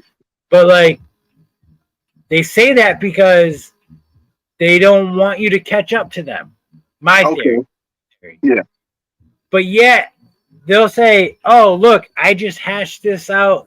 So let's say tomorrow, we'll say a big breeder, no names, but let's say a big breeder tomorrow's like, oh, I just hashed out this super OD, super Enchi, double visual clown ghost, 100% het pied female just hatched out. Next season, that bitch will be sitting on clutches on an egg. Okay. But you told us to wait, but yet, now granted, you may be feeding every 3 days, 4 days, get it up to size. So you're power feeding. You're exhausting that snake by Yeah. overfeeding it. Granted, it got up to size. Granted, you got a clutch. Awesome. But you're overexhausting its limits by doing that. Yeah. Now, if I can breed a snake at 800 grams or 850 grams, 900 grams, okay? Uh-huh. And I can get that snake to that size within a year comfortably, not overfeeding it, comfortably. And she wants to go and give me a clutch, that's all on her. Yeah. If she doesn't want to go, she's not going to do it. Yeah. Because, and this is what I told myself and what I've told everybody is in the wild, okay? You have these wild snakes roaming around in Africa. You got these males, young as fuck, old as fuck. They want to fuck. They want to get it on. Mm-hmm. That female, she can get it on. I don't know if it feels good to snake. I don't know if they enjoy it, whatever. But if she wants to allow the what's the word I'm looking for? Not conception, right? Yeah. If she wants to allow that to happen, then it's going to happen. She's going to produce a clutch. If she's not ready for it, she's either just going to shit that sperm out or save it for the following season. Yeah. You know, so that's what I did, and I've had no issues, like none. Like, Yeah. So I've had the opposite experience. I haven't had any issues with it, but I purchased a few snakes. Like, case in point, this don't you bite me. This girl right here, she's a cinnamon scaleless head. I've had this snake, dude, for 3 years. When I got her, she had just laid a clutch, and she was like 800 grams. And so I bought her as a proven breeder, but I didn't know she was that small. She's never laid a clutch for me, dude. Never. And she, like, right now, she's probably about 1,800 grams. So she's big enough. She started growing follicles this season, but she started growing and then she stopped. Like, she's been at 16 millimeters since June. And so that's been my experience, dude, that when you breed them earlier, it's hard to get a consistent clutch out of them. And they grow much slower. Yep. And they grow much slower. Now, so for me, right, like I don't really look for, for her to be 2 or 3, but I need them to have some size on them. Just because I'm like, I don't want them to be too small when they lay that clutch. So, but yeah, I had a buddy, man. My buddy, he has a female dude that will not get over 1,100 grams, and this snake has laid the last 3 years. She's fully grown, like she's like 5-6 years old, but she will not get over 1,100 grams. And she not only does she lay, dude, she lays 6 to 7 eggs every season. So some snakes are just going to be small, and by the time she lays, dude, she's like 700 grams. And I'm like, dude, why don't you give her the year off and see if you can get her up to 15? 6 to 7 eggs, that's your average. That's most of everybody's average clutch. 6 to 7 eggs. Yep. If you're me, she's never even touched 1,300 grams. My average clutch is 4 eggs solid. That's my average. Okay. But I don't mind that because, like, I like to see, I get excited about the possibilities of doing what I do at a small age. Now, granted, I'm sure, I gotta say, man, my tokeys are going nuts. They're like, but I gotta say, I don't have no big haters, which is crazy. Yeah. I would think I would, with me breeding at a small age, saying what I say, telling people how I do my thing, but I have no issues with how I do it. And you remember I do it to what the big people say. Yeah. Because I don't want to be them. I don't want to follow them. You know? I want to follow their ideas, their plans, but I don't want to follow their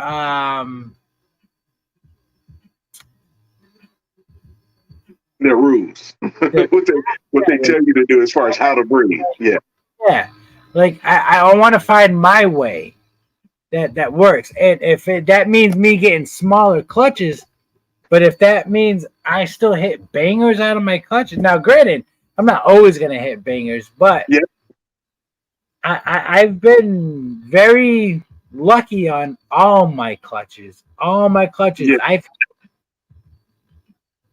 90 all right, let's say 85% of my clutches, I've hit what I wanted to hit. Okay. Whether it's male or female, and I don't care about the sexes either.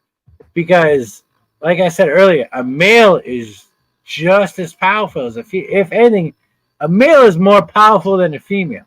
Yeah. Because I can grow that male up in a year and get him breeding. Yep. And spread those genes I want into everything so much faster. Yep.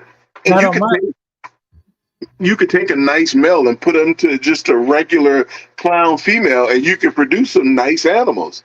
So 100%. That's true. That's true. But yeah, but I remember a few years ago, I'm sure you remember when Miguel from Always Evolving, and he did the video, he was talking about how like I think the female's like 1,100-1,200 grams, and he ultrasounded them and they had follicles, so he started pairing them, and how people came after him for that. And it's funny because I remember watching this before I even had an ultrasound. And when we got the ultrasound, I was just like, oh, I'm going to try it. And I ultrasounded some girls that were smaller, and they were growing follicles. I'm not going to, I didn't pair them because I was scared. I'm like, I don't know. But like, it was true what it said. Like they were growing follicles. So it's like, there's some truth to that. Would they be growing follicles if they weren't mature enough? I don't know. Right. No, they wouldn't be though. Yeah. If they weren't ready to conceive and go through that whole biological change of growing up babies, and they wouldn't accept it. They will not. They won't. It's just. Yep. It's a Mother Nature. It's a law of Mother Nature. If they're not ready, they're not gonna do it. They're not gonna like. They may go and fornicate. Yeah. I'm proper. They may do all that. Who knows if they get pleasure out of it? We don't know that. Yeah. They may enjoy it, but if they're not willing to produce babies, they will not do it. They won't. But if they know if they are, then they will. Granted, if that snake gets one egg, one baby to come out, 2 babies, or 10 babies. Yep. They're still gonna do it if they know they can. That's up to them, not up to us. Yeah. We do the pairing, we do the breeding, but it's at the end of the day, it is up to this damn animal. It's up, regardless whether it's snakes, geckos, dogs, cats. It's up to the animal to say, "Hey, I'm gonna produce and let this happen." We have no say. No matter what we do with our temperatures, our housing, or anything, we have no say on if that animal is going to produce. Yep. At the end of the day, we get lucky. Yep. We get lucky. Yep. The only thing we do is put the male in there. That's all we can do is put the male in there. Hope for the best. Correct. Correct. I have a female. I have one female in my collection that every time I throw a male in there, dude, like you would think it's 2 males. She fight. Like she fight. And so if I put a male in there that's timid, like that's not gonna wrestle with her, she won't lock with them. But if you look at the rack and rack shaking and they're like, the next day they're locked. So let me ask you this now. Have you this female, what is she? She's a Mojave Calico. All right, so she's a big girl. Dark. Yeah. What are the males you put in there? I put almost all of my males in there. I put my bamboo in there. The bamboo is what actually lock with it. So bamboo pastel. I put Mojave Orange Dream pastel, and then I put, where is he at? I put the Super Blade leopard in there as well. And the only one she locked with was the bamboo. All right, so I want you to do something for me. Yep. This season, next season, both seasons, when you pair, only use dark jeans.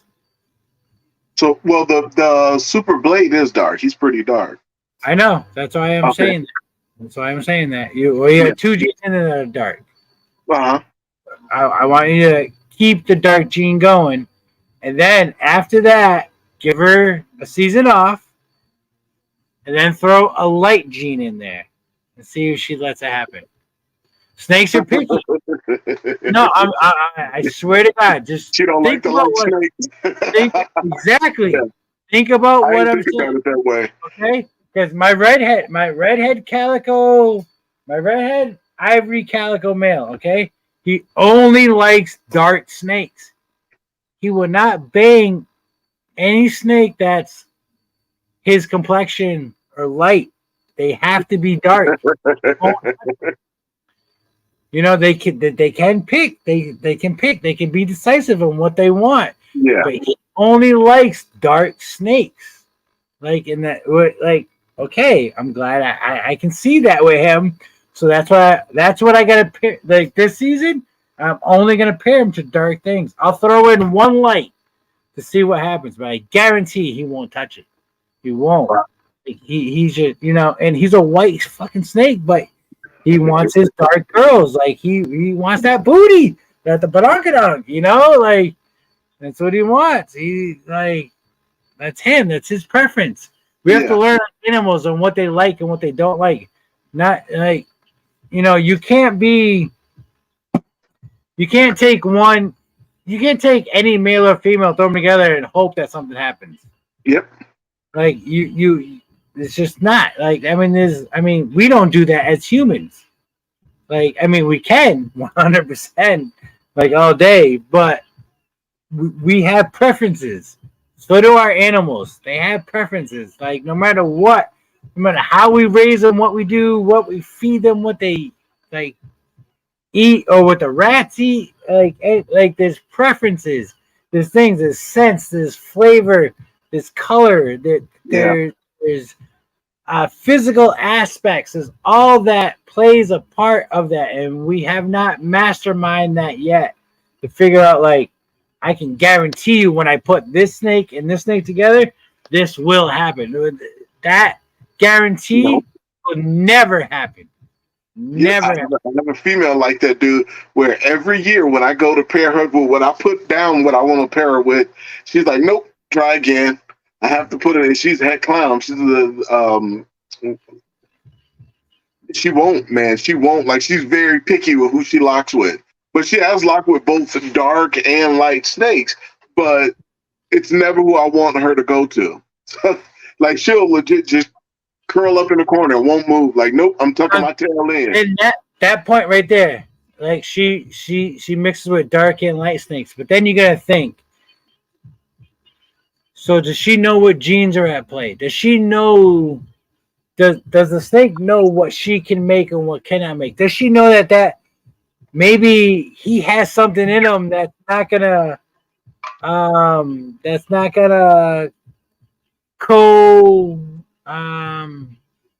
God, what's the word I'm looking for? Coexist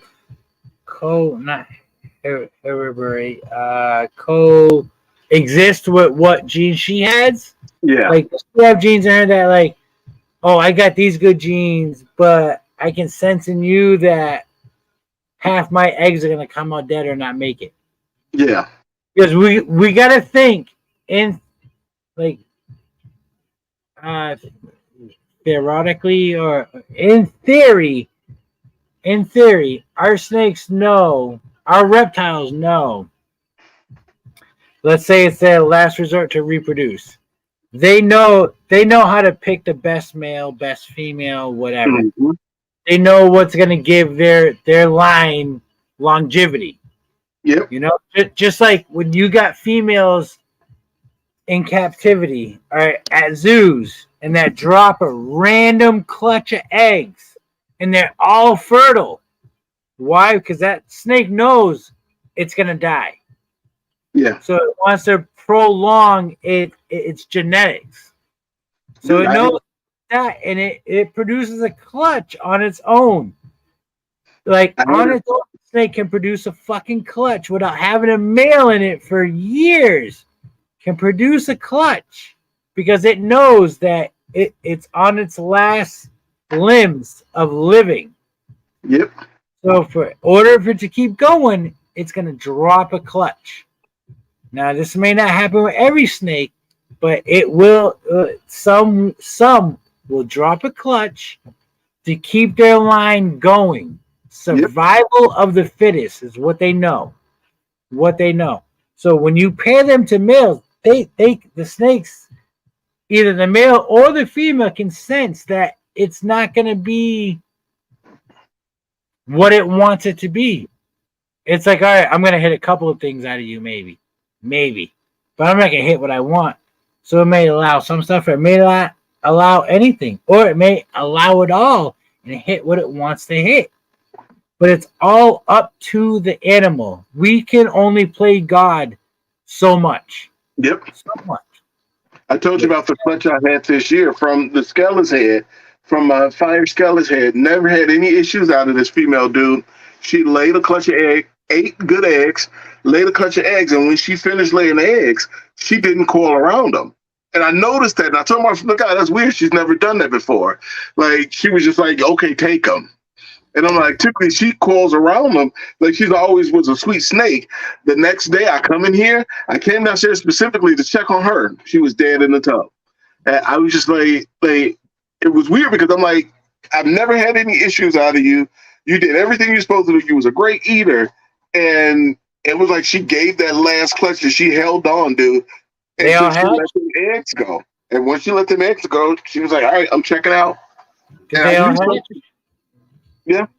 Yep, that's where I got the 3 scalers from. Well, she knew what she was doing. You know, like I said, that plays into what I just said. We can only play God so much with these animals. So much. It's legit. At the end of the day, it's up to our animals what they want. Yeah. What they want to do. Regardless of what we pair, what we do, it's all up to them. And I think people take that into they take that as a fucking what's the word again? They take that, not consideration, but we're ignorant to that, if that makes sense. Not disrespecting anybody, but we're ignorant to what our animals know what they can do and handle compared to what we think they can do and know and handle. You know? Yeah. Like we think we know best. Yeah. But we really don't. Because at the end of the day, it's our animals that know best. And we can like me, all right, I don't like using ultrasound and all that. Like, I mean, I think it's awesome.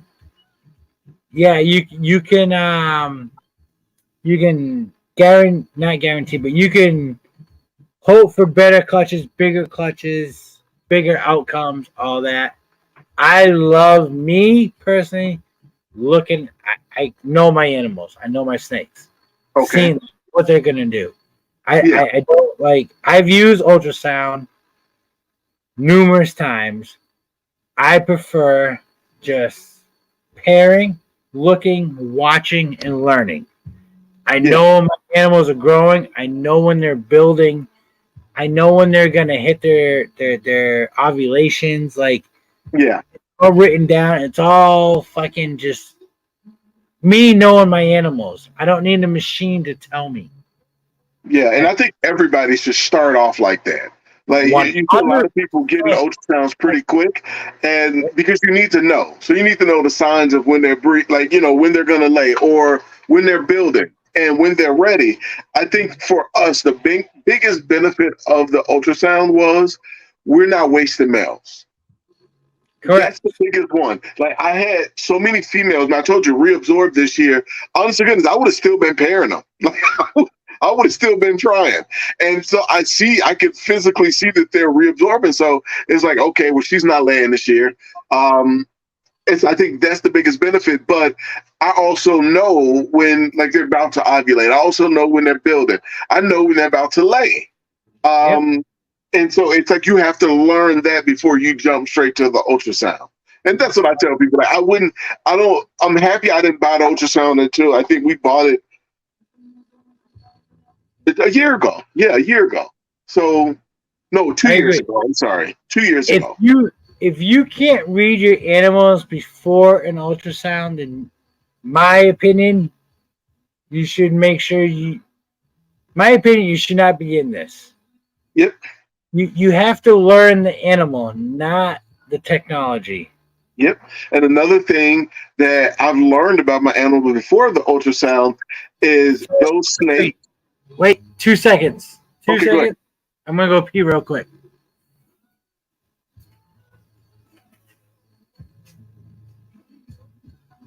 What's going on, everybody in the chat? How's everybody doing? How's your season going?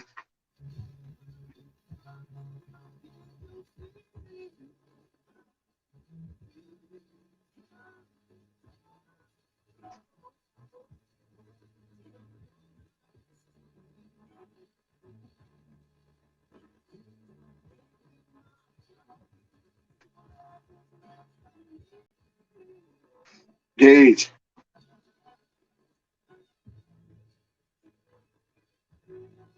Oh, wow. Jay Slither, that's nice. First year, 9 clutches, maybe 3 more. My first year, I had 1 clutch. I had just 1 clutch, and that one didn't make it. The second year, we had 7. One of them was a corn snake clutch, and then it just progressed from there. This year, we had quite a few females reabsorb, so we're probably going to be right around a little bit less than 20. I would say probably 17, 18 maybe. But it's still it's a nice amount. Next season, we'll be breeding right around 70 females, depending on how many I get rid of between now and then in the next couple of months. All right. Terry, you and I, once the show's over, I want to talk to you backstage about something. Yeah. Super cool. I hope you'll like it, but super cool. But anyway, back to where we were.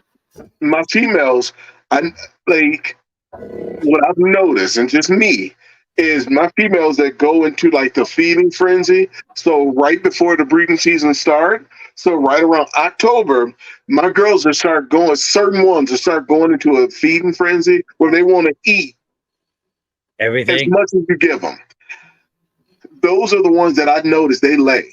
They're going. It's like a guarantee they're going to lay. Feed them, even if you're not giving them a medium every week. Give them 2 smalls or whatever. But if they're just trying to eat, every time you open a tub, they pop out. They're gonna lay a clutch that season because they're building. And so it's like that's some of the stuff that I picked up on, where I'm like, those females, I know if I feed them heavy during those couple of months, they're gonna pack on a lot of weight and they're gonna give me a clutch. Do you have what's your feeding schedule? Like, are your snakes used to a routine of feeding? I feed the babies and the grow-ups on Wednesdays, and then the adults typically on Fridays. But this is when we had our own collection of rodents. So now I get everything on Saturday, and then I feed everybody on Saturday. And I am not liking that. It takes much longer. But yeah, typically it's broken up into twice a week. But because we're getting rodents until we start back up again, we're doing twice a week. And I can't feed that's the reason why I was telling you I have to start back with rodents, because I'm used to those females who want an extra meal being able to give them one. And I have some frozen, but I'm like, I just, All right, so I don't have a feeding schedule at all whatsoever. My snake, if I can get extra food, they eat. They get their food like all right. So my feeding schedule, all right. All right. Everybody's watching. Everybody's gonna hate on me. Whatever. I don't give a crap. Once a month. All right. Okay. That hardcore feeding schedule. Once a month. Everybody eats once a month. Everybody. Yeah. Except for hatchlings. Hatchlings eat every week. That I have guaranteed. My bigger snakes, once a month. Once a month. Yeah. But they will get extra meals when it's provided, when it's there, when it's available. That's it. And I think that's what allows me to, or allows my females to eat up until they lay, like a week, days before they lay. And I've had no issues. I've never lost a snake from it not having enough food, anything like that. Ever. I would not. No, never. But I like my schedule because it's random. My snakes always eat, and they could definitely always eat more. I mean, 100%. They could always eat. I mean, there's times where I got adult females that'll eat 2, 3, 4 fucking small weaned rats. I mean, even mediums. Without a hesitation. Yeah. But I keep my snakes on a slimmer level, not thick, not huge. I mean, I don't think I've ever bred a female snake over 2,000 grams ever. Oh, shit. See, that's most of my females. I don't. Like my friend, Orlando. I think if I could be wrong, and I know he's gonna watch this, so I could be wrong, and I'm sure he'll correct me. But I think he said he doesn't breed his girls till they're over 2,000 grams. Now I don't wait that long, but I don't know. Like I have to stick with the schedule because so when it comes to the rats, I'm the only one who's feeding all the snakes. My wife won't feed. She'll clean everybody, but she will not feed. Oh, I won't even clean. My wife, all right, so I love you because my wife, the only thing she tells me to do with the snakes is what to sell, what not to sell, what to buy, what not to buy. That's what my wife does. Yeah. No, and she allows me to have it all. So she's amazing. I'm not knocking her. She's amazing. Oh, yeah. She won't be down here doing any. This is all me. Listen, my wife is amazing when it comes to the money part of it because I don't think I would put up with it. Hey, air high five again. 100%. My wife is like.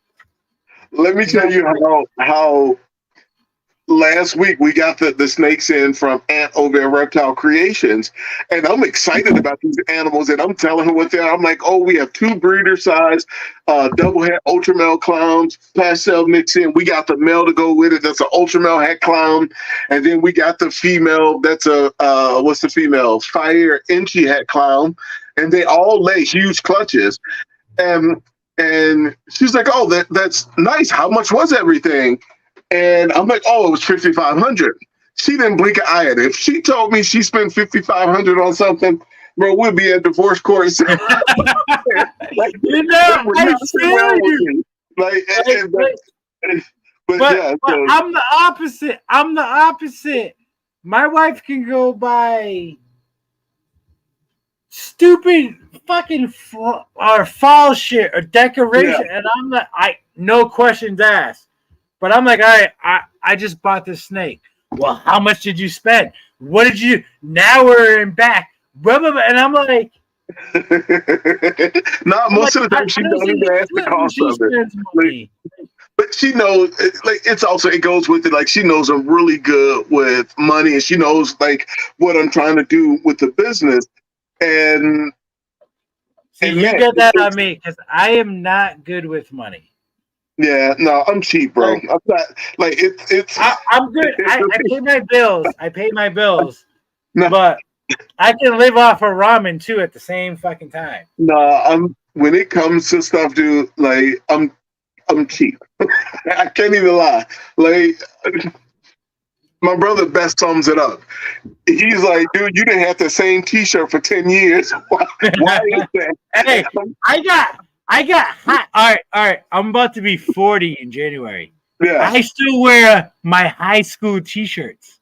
I have T-shirts. I got T-shirts from when I worked for Regal Reptiles in Providence right now. They are not in existence anymore.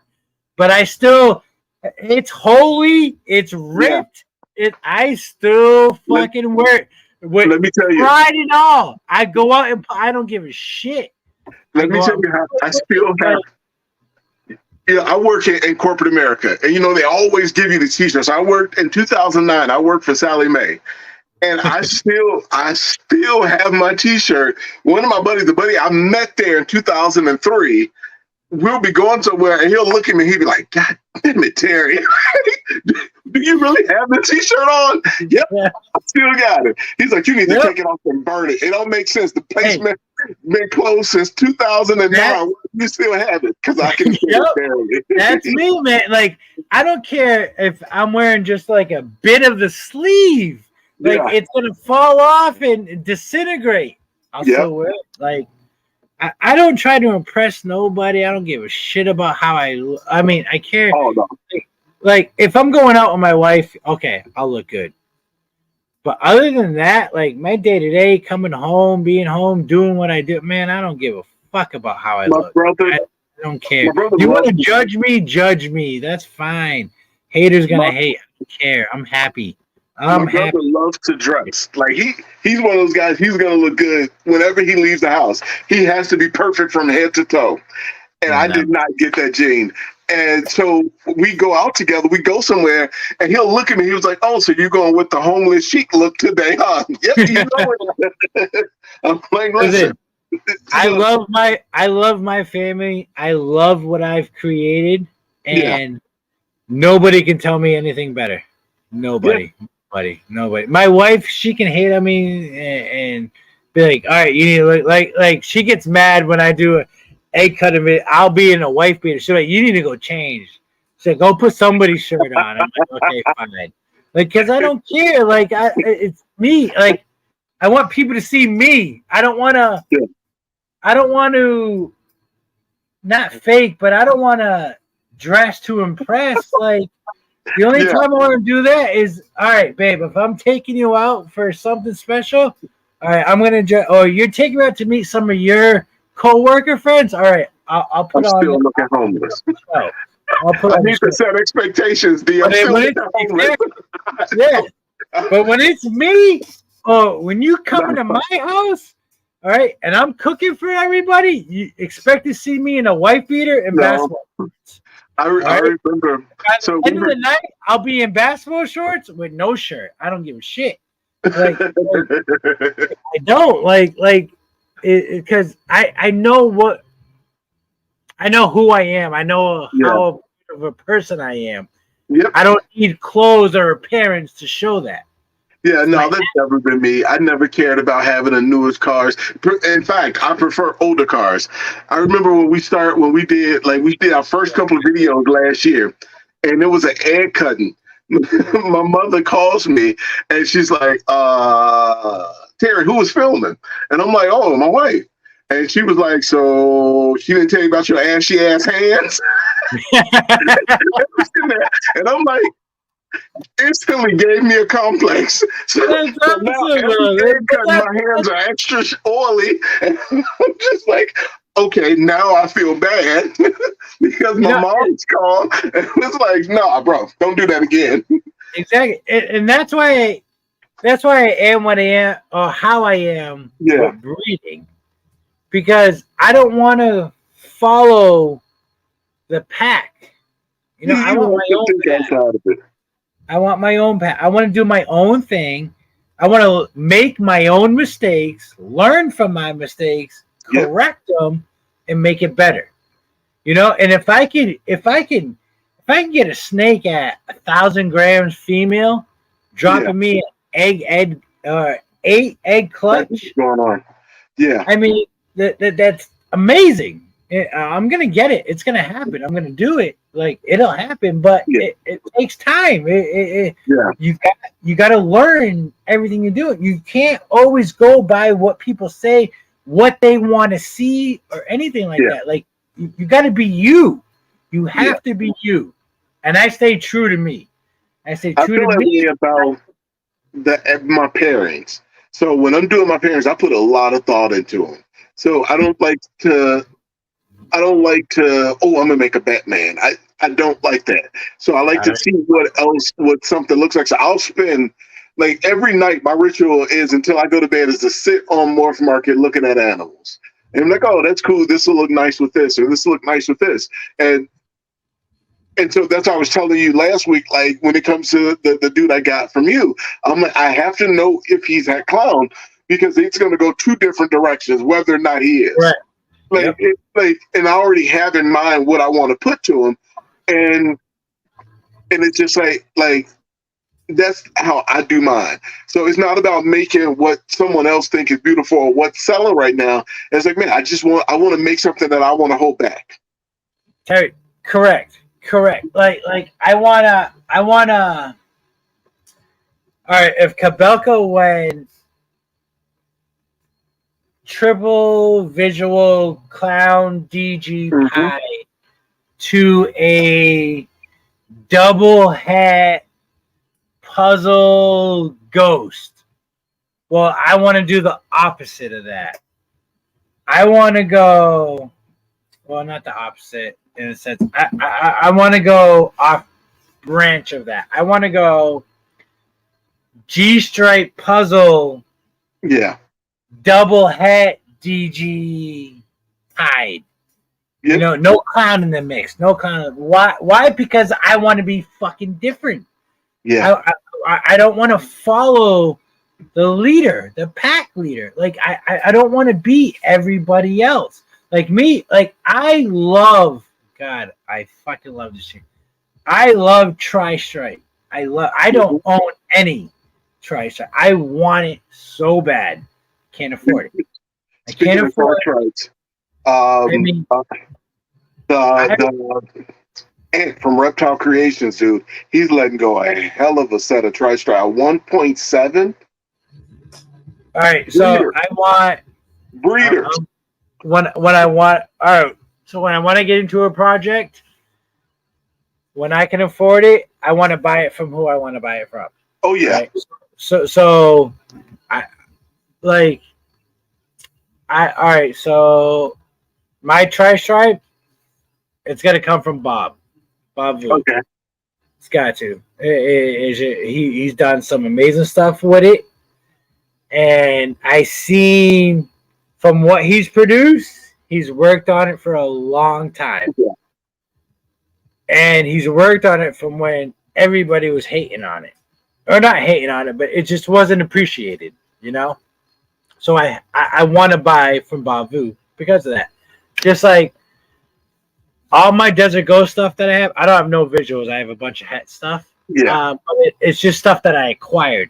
I didn't go out looking for it because I don't want that. I want Enhancer. And I want Billy's line of Enhancer. I want Billy, Mutation Creation. I want his line of Enhancer. And the closest I've got to getting that is from Patrick from Dragon Soul. Yeah. And he knows he's got me on his list because he's got a pastel pinstripe enhancer female. I think she's going this season. I think she is, but I don't know if I'm first in line. But I know I'm getting something out of that. Yeah. I'm hoping I'm getting something. I mean, it's all up to what Pat lets go. Yeah, nice animals over there. He knows. I've been asking him for almost 3 years or 2 years. Almost 3 years. I've been asking for it because I want Billy's line of Enhancer. I just want it. Like I love Enhancer, and I got my preferences on what I want, what I go for, and I have my people. I mean, I'll buy from pretty much anybody and everybody, but certain lines, certain jeans, certain things I want, I just make sure I go a certain way with it. What I want with that. So when I produce it down there, I don't care if I'm fucking 5-10 years behind people. I don't care. Yeah. All I care about producing beautiful fucking animals that people like. Yeah, I want this. How I'm picky about what I buy. Yeah. I want people to be picky about buying from me.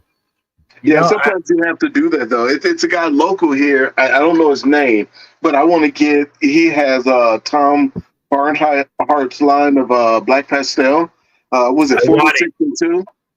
And bad. like I've seen, he posts so many clowns on Instagram of it, and I'm like, dude, when I get it, I have to get it from him, like because you see it already. You see the colors in it, like just a simple yellow belly. Do you know the story pastel. behind that? Behind No, his Black Pastel?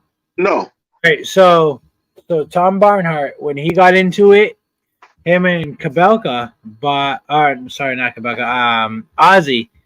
They bought. When Ozzy found Orange Dream. Mm-hmm.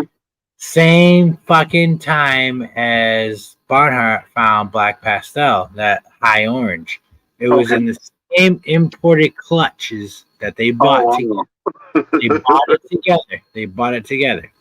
It's definitely different now, but the Ozzy's Orange Dream and Tom Hart's fucking Black Pastel that he has, that orange, it's different from OD, but it was all in the same group of imports, which is awesome, and I love it.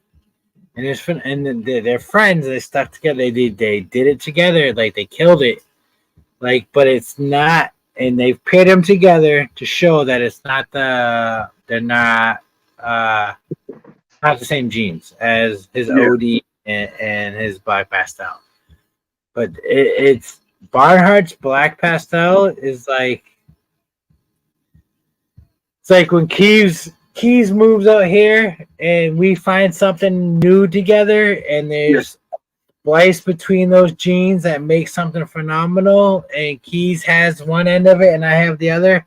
That's how they did it. Like they worked with each other and made it into something like, and it was definitely comparable enough to separate the differences to where people weren't buying the same gene from two different people with two different amounts of money and all that. It's completely different, but like it's just phenomenal. Like Tom Hart's Black Pastel, it's untouchable. How amazing. But there's some kind of Orange Dream influence in that snake. Okay.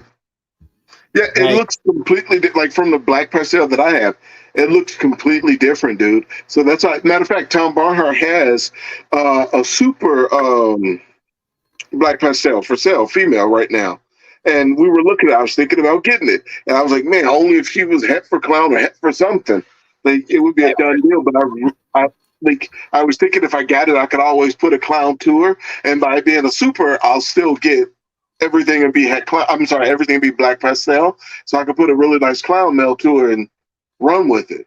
But yeah, that's gonna be the next thing. Like I want to start.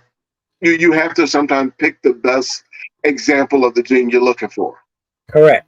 Put more thought into it. Selective breeding. 100%. You have to pick the best example, and I mean, Ozzy has the best of the OD stuff. The best. Like it's. I mean, I produced a super OD lesser. Man, she was fucking sexy. God, the snake was gorgeous, but she wasn't het for anything.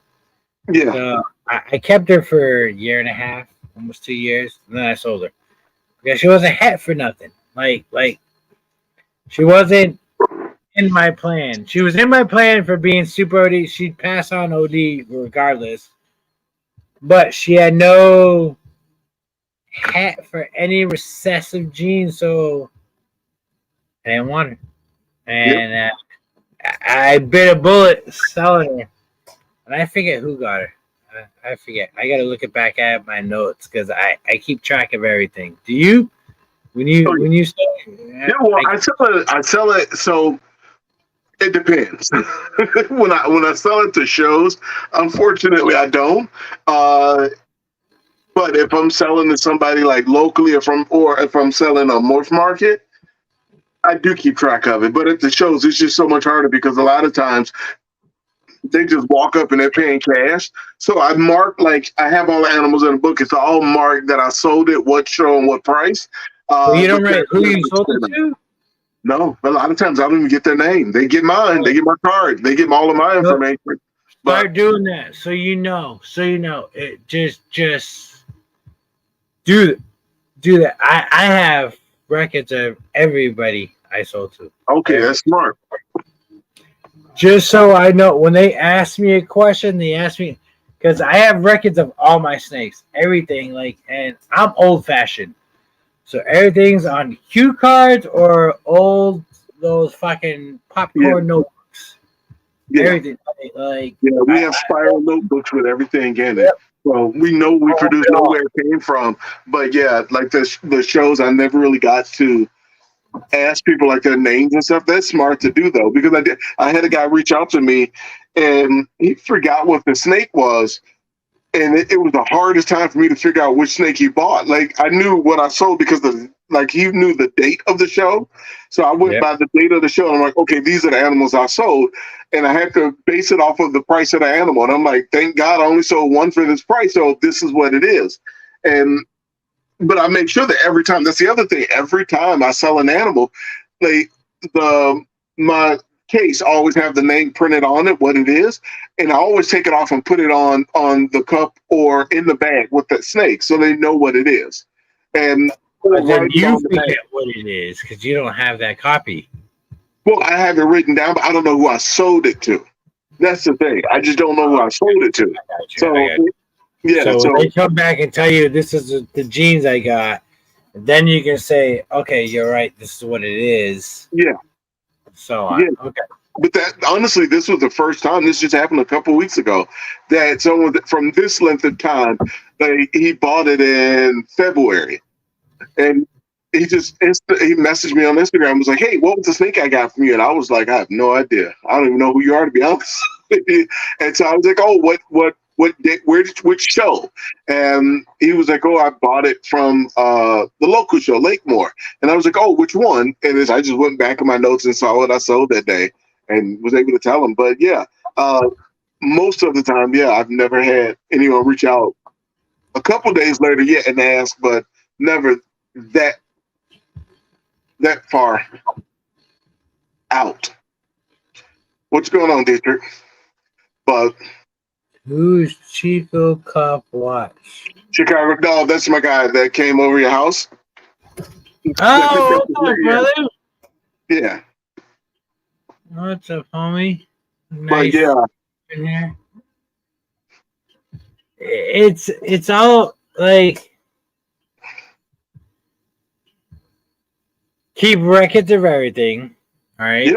Yourself, and just I've had so many people come back to me like, "Hey, I bought this off you. I forgot what you said it was, or I paired it to this. I got this out of this clutch. What is it?" And I'm like, "Well, what did you get from me?" And then they tell me, and then I got to go back and look through my notes. Yeah. All right, so this is, and then I got to go back and ask them, "All right, well, what did you pair it to again?" So I look at their genetics and then my genetics, and then I can tell them, I'm like, "Listen, this is going to be a guess. This is a probable cause. Yeah, that what you hit, but these are the chances of, or I'll break it down. Like, well, I do it for everybody, so I break it down to everything what they could possibly hit. So everybody, a lot of people send me, I bought this from you. I did this pairing. This is what I got. So then I go and I fucking send them a fucking whole list of everything that they could hit. And then I'm like, all right, send me the pictures again. They're like, well, I just sent them. I'm like, I don't care. Send them again. I just sent you the list what you could hit. Send that your pictures. and then I'll tell you what I think you got. And now you have to go and do the research on pinning it down to what you got. And if you're not sure, fine. Mark it as possible, but do not charge for that if you're selling it. Don't, because I didn't charge you for Possible Hat Clown or anything like that. Like, you got very, I hope he proves a God. I hope he proves. I want him to prove because I want him back. Like, or at least a version of him. I want him back. Like, he's fucking beautiful. Snake is beautiful. But I told my wife next year, dude, we may have to order another rack. I don't know. We may have to order another rack because, my basement is unfinished. I'm like, I don't know why I built the room this size. I'm like, I'm gonna have to do an expansion on it already. Why don't you build your own racks? I don't understand that. I do. So look. So all of these I built myself. So this one, the one in the corner. So why are you gonna buy one then? Why are you gonna buy one? Because I'm hooked on purchasing them now. To be honest, no, you're not. No, so I have. You're not hooked on. No. Listen. It's You're not time. hooked To on. be honest with you, it's time. You're not hooked on purchasing them. You're hooked on professionalism. No, because my racks are very well built. What it is time. So then build your own rack. That saved you so much money. I don't have the time, dude. Like when I bought these racks, I was literally like, I still have all the materials. So I love like woodworking. So that's one of my other hobbies. And so I have all the tables. So I had everything set up to literally cut. So I could cut, like if I'm doing these shelves, I could cut 60 of these shelves at one time, the exact same size, and just running them through the table saw. Literally. But the problem is I cut everything and it literally sat in the basement for like 6 months. Where don't do that. All right. Listen. Terry. Take your family, right? Move out here to Georgia, and I'll build the racks. You cut them all to what they need to be. I'll build them all. We'll make money. I'm fucking phenomenal at building shit. I ain't trying to tweak my own horn, nothing like that. I promise, I'm not. Yeah, but I'm very precise on what I do with building my shit. Like, no, I'm very handy. I fucked up on this incubator. I did. It was a rush. It was supposed to be the travel incubator, which it did its job. Yeah. But I didn't seal it, and I didn't do everything I would normally do to it. I made it to be a what's the word I'm looking for? God, come on, Terry. What's the word?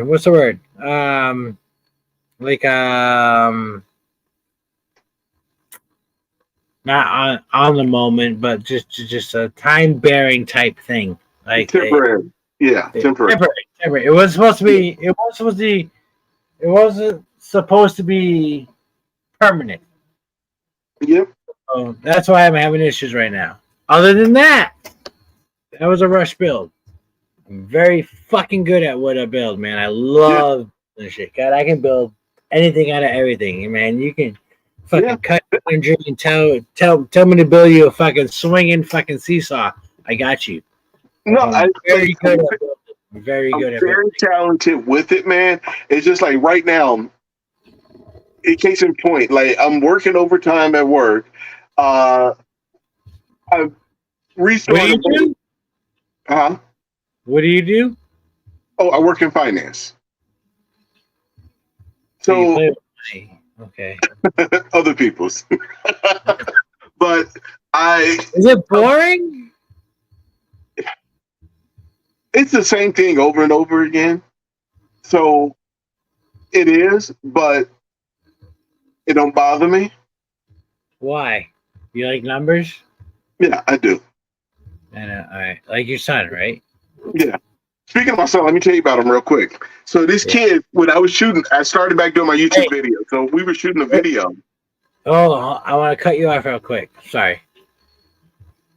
I haven't stopped thinking about your son from when we talked about him last week. Like, everything we talked about when we went backstage and all that.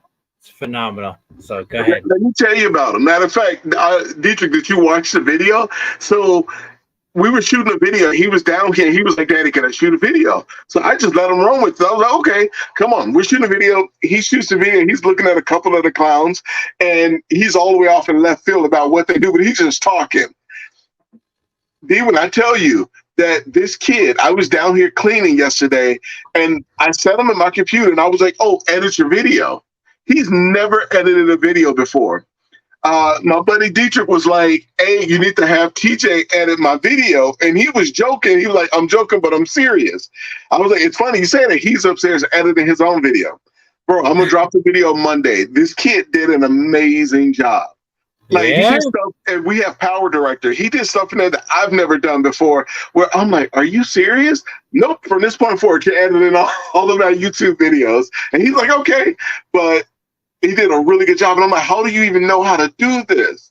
Like, I'm dumbfounded. So I was like, okay, so we're going to drop the video on Monday. And I'm like, he put in there, like, edited by Teej. he's like, I want my credit. I'm like, that's fine. I don't care. But, yeah. All right.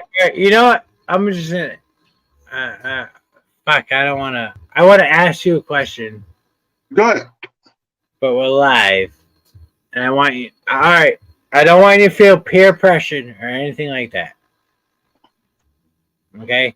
So this show that I do is every Thursday. Mm-hmm. Now, there may be some Thursdays that I'm not here if I have to work on a Friday. That's the only time it will not be... unless I'm out on vacation. Would you like to co-host it? Of course. So we make it. I'll have it. I'll get it all done up for us. Where I'll just need your logo, but I'll get everything all done up for us. Okay. And like I said, there may be some where I'm not here if I have to work on a Friday, which should be very, very fucking rare. Or unless I'm on vacation. But would you like to do this? Like, I've had other, like, Hutch. All right, Hutch is my dearest best friend. All right? Yeah, I love him, man, to death. I love it. I love him. He's my fucking, him and Mike. Big Mike, 21st Century. All right, Big Mike is he's my dad. I wish I had that I never had. All right, I love Big Mike. Love Big Mike. Can't wait to fucking meet him in person. I love him to death. Hutch is one of my dearest fucking friends ever. I love the fucking kid to death. The guy, he has Big D's pythons tattooed on his fucking thigh. Like 100. He did it on a live. I told him, I was like, I'll give you some snakes. You do. He did it, and then he drove to my house from New Hampshire to Illinois. I gave him his snakes. He hung out for the weekend, but he tattooed Big D's pythons on his thigh with the YouTube symbol. YouTube symbol. So like and subscribe on his thigh. You know, like Hutch is one of my dearest fucking friends. Like, I don't talk to him. That's awesome. I love the fucking guy to death. Like, I love him. He's fucking amazing. He's a good man. Good man. Man. But him and I started Thirsty Thursdays. And I and Mike started Thirsty Thursdays. But Mike didn't want to be. He wanted to be too known. He didn't want to be too big, too famous, nothing like that. So when I started Thirsty Thursdays, I think I'm almost going on 2 years now with it. I just put, when I did Thirsty Thursdays, I just had riding the 21st train, because we would always do Thirsty Thursdays. And then Mike lives over in England. Yeah. And so we'd be up all night, and we would ride the train with him to work, and we see the city and all that every fucking Thursday. Every Thursday we talk snakes, bullshit. And then we ride the train. He'd take us to work. He'd fucking work on people's shoes. Like, Mike is fucking phenomenal. I love the man. Man, I love it. I can't wait to meet Mike. Mike is my favorite fucking. I love the man. I absolutely fucking love him, man. He's just, such a good man. Good man. He's got awesome genes and snake. He's so good. He's smart, but he don't want to be big. So, and you know Mike, who I'm talking about, Big Mike. Yeah, I know you're talking about. Yeah, we were watching, man. We were watching this. That's how I figured out who you were. Like, you were on Keys, and you were talking to Keisha about her giving you the. I think she came with the name, right? Thursdays or the logo, and you guys were talking about that, and I followed you, and I was like, oh, okay. And yeah, it's funny because that's when we started watching you. So we only missed like the first couple of episodes, I think. That's pretty cool.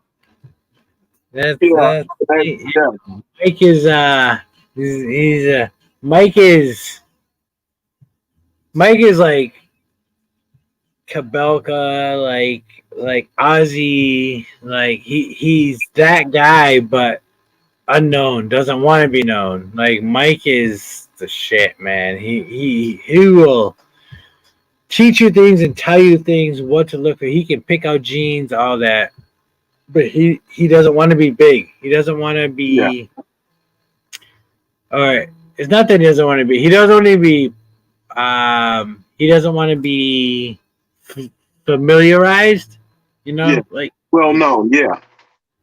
He doesn't want to be known. Yeah.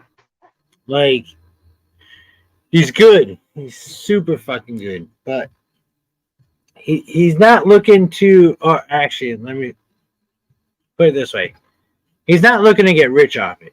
He's not trying to make money off you. He's not trying to have you send him money. Nothing like that. He will teach you and tell you anything out of fucking his own knowledge. Excuse me. He's helpful. You know, he's there. You know, he's a great man. I love him, man. I love him. He's I don't know. I got a lot of love for the man. I really do. Like, I got a lot of love. Like, I can't wait to, like, I hope I meet him. And I found out Keys is going next year to Amsterdam. I want to go. I don't want to go. I don't care to go to Amsterdam. I just want to go. I know Mike lives 45 minutes from Amsterdam. So that's why I want to go. Because I want to go see Mike. I want. Mike is amazing. He's such a fucking phenomenal person. I love him. He'll teach you things about snake. He's great at picking out genes, IDing things, like, but he's so nonchalant. Like, because he doesn't want to be known, you know? Like, he doesn't want the publicity. He doesn't want everybody asking him, Mike, what's this? What's that? Yeah. He wants to be left alone, but he also wants to help out who he wants to help out. And I'm not trying to say Mike's being a dick by not trying to help out anybody else, but he wants to be Mike. He wants to be Mike is what he wants. And I love him from that. Mike is a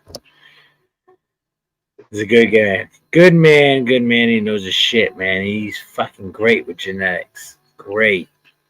And it takes, what I like from Mike is, over there in Europe, they don't have what we have here in the States. They don't have all us people breeding snakes, figuring out genes together, working. Like, they get such a select of people that they can compare things to and do things.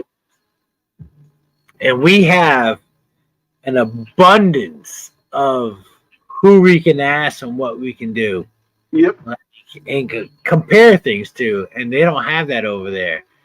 So when he can figure out things on his own and say what it is, like, it's amazing. Mike is a great guy. Great guy. That's awesome. And how long has he been breeding? He's been breeding for a minute, right? I remember seeing some of the collection. He has some Dinker genes. He has a couple of new genes. But yeah, that's good. Is Barry Jean. He's been working on snakes for I think 10 years. Okay. I might be wrong. He'll be. What time is it? It's one. Oh, he should be up. So he'll be on here soon. He'll be on. Okay. It's been 10 years, I think. I could be wrong, but I think it's been 10 years. Yeah, but it's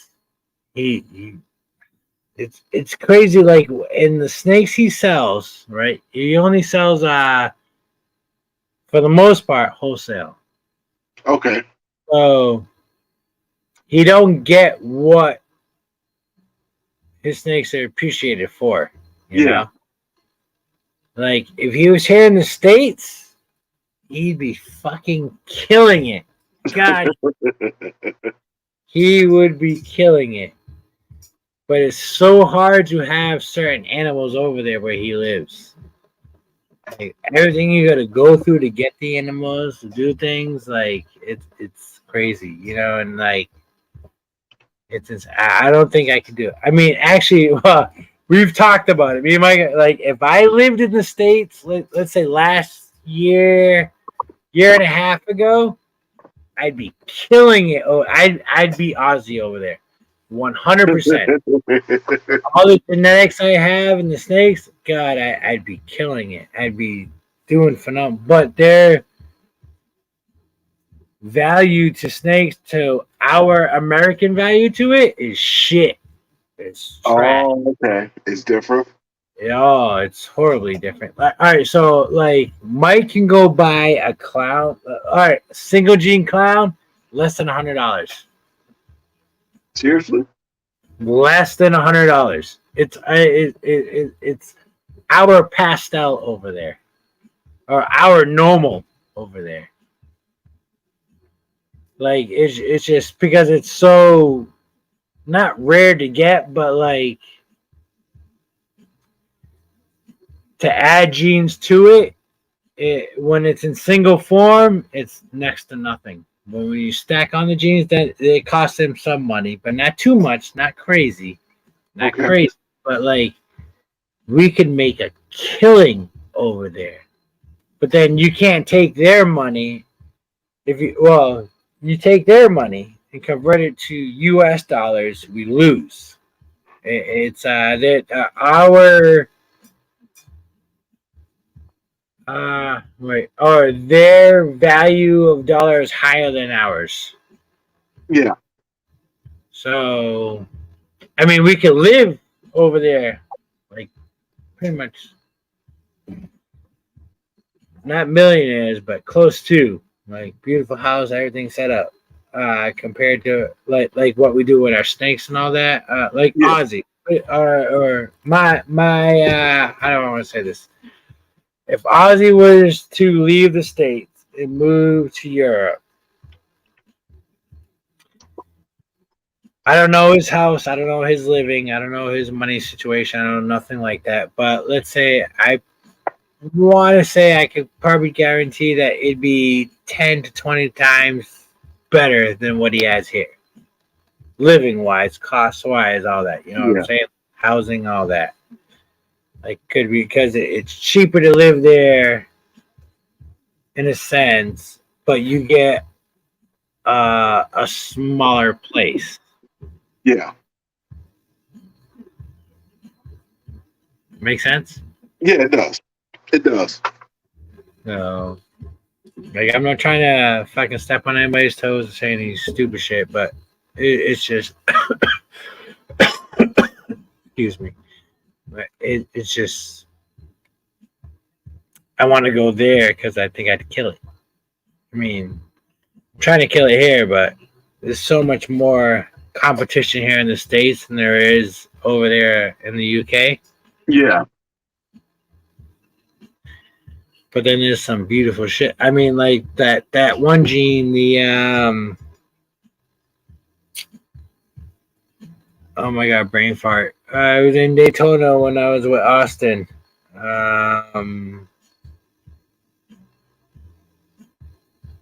What the fuck is that gene? Well, that's the snake changes from like complete. Like, it looks like an albino, as a Okay. head, and then changes to like a desert ghost as an adult. Wow. Just like a few weeks ago at Daytona. The And it's a ball python? yeah, it's a ball python. He calls it the it begins with an M. Fucking A. What's it called? God, there's like nothing about this snake. It's fun. The guy's been working on it for a long, long time. It legit looks like a when it hatches out, it looks like a rainbow albino. Yeah. Well, rainbow is albino, same thing, but well, if y'all know me, I don't like albino. So it looks like a rainbow albino, like a Candino, okay? Mimic? And the mimic. Somebody in the chat said mimic. Okay. Yeah. Mimic. I hate the heard name. that. The name doesn't fit the description of the animal. But Okay, Dave said mimic. Yeah. the mimic, that fucking snake is by far one of the best ball pythons I've ever laid eyes on. Ever. It is phenomenal. If it's true, from hatchling to juvenile to adult, the forms he showed us Yeah. at the show. If it's true, like I'm not saying he's lying, I'm not degrading the man, nothing like that at all. Not fucking even coming close. It's just so hard to believe from a hatchling to a juvenile to an adult how much that snake changes. Like it goes from literally being albino-ish to CJ Slithers. Yeah. to So like is there any information on it anywhere? let me look. I don't think so. He hasn't released it. I heard this is what I heard. That he got offered $100K for the snake at the show. And he was like, no. And he's smart. Because I'd say no If it's too. something like that, I wouldn't. Nah, it's not. It's worth way more. He'll make 7 figures with that snake.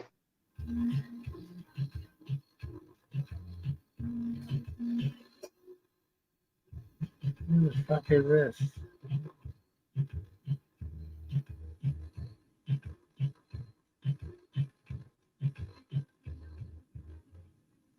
Right.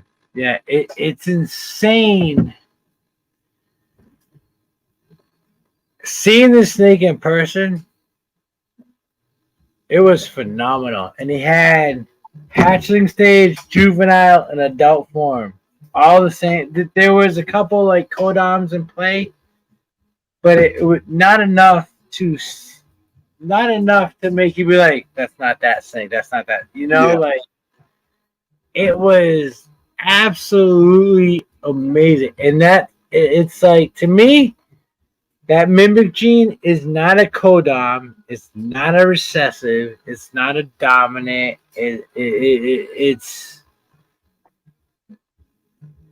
its own thing. Like I don't know how a snake can change like that. Yeah. I mean, I know how it can, but like in that time frame, from hatchling to juvenile to adult, those 3 changes, it's within a year, so it's pretty much hatchling to 6 months, completely different snake. 6 months to adult, completely different snake, but all the same snake at the same time. It's such a phenomenal gene. What's a gene you want to get in your collection that you don't have? Tri-stripe. Okay. All day long, tri-stripe. I want to work into so many things. Tri-stripe has so much potential. I have well, they're grow-ups. Like what is it? Just a regular female het tri-stripes and then a Mojave het tri-stripe. I Yeah, picked them only up today.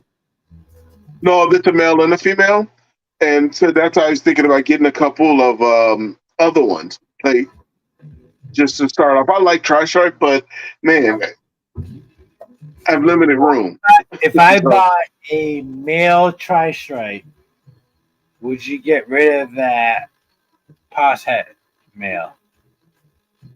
If I bought a male visual tri-stripe and I send it to you, Well, this is the male is the Mojave head tri-stripe, so he's not POTS. He's 100% head. yeah, no, but I'm saying if I buy a visual male And put it to this female. you got a female hat, right? Yeah. All right. So if I bought a visual male, would you get rid of your 100% hat tri-stripe male? Because I don't want Mojave in it. Mojave takes away from tri-stripe. Okay. Mojave I mean, I would covers. bring it to it. Like it wouldn't matter to me. Like I'm not really heavily invested. Like I literally, I was picking up some animals and picked these two out because I like tri-stripe, and at the time they were tri-stripe was expensive. Everything went down, but tri-stripe was pricey. It's affordable now, but it was pretty pricey because not that many people are working with it. Like I bought into puzzle because I couldn't afford tri-stripe, so I got a bunch of hat puzzle stuff. Do you really? Yeah, I got a bunch of double hat puzzle stuff. 100% hat puzzle, 100% hat G-stripe. My wife likes puzzle, but I never did. That's why we never bought any. She wanted to buy into it. I was just like, I don't feel it. So I bought 3 females, 100% double hat puzzle G-stripe. I bought 1 male. He's a banana red stripe double hat G-stripe puzzle. Okay. I bought a male 100% hat puzzle, 100% hat orange ghost. Prove it, adult male. That he's just sitting in the racks because I don't know what to put him to right now. Because he's got no puzzle stuff to go to. I got ghost stuff to put him to, but I don't want to. Excuse me, I don't want to put him to. The only thing he was going to go to, but I'm selling now, was going to be the blue goat. And I don't want to. Now that I'm selling her, I don't want to do that. Yeah. He's probably going to sit for another year or two. Wow. Just because I want to add something more powerful to him and see what I get. Yeah. Yeah, I try not to. Like, if I have a male, like, I want to have, typically when I do my projects, dude, if I'm starting, I want to be buying 3 females. If I'm deep into it, like that's why I try to stick with clown, pies, ultra males, which I don't have a lot of ultra males. Like this clutch that she laid, all of the females I'll be holding back. I'm hoping and praying I don't get killed on the spider because I'm not going to hold back any of the ultra males with spider in them. But any of the females who don't have spider, assuming I have any, I'm just going to hold them back. If everything has spider, and I probably hold them back just because I have to. But I got 2. I got a bamboo pastel 100% hat ultra male female. Oh wow! And I have a normal, but she's 100% double hat ultra male pie. Okay. And I want to let go of the bamboo girl.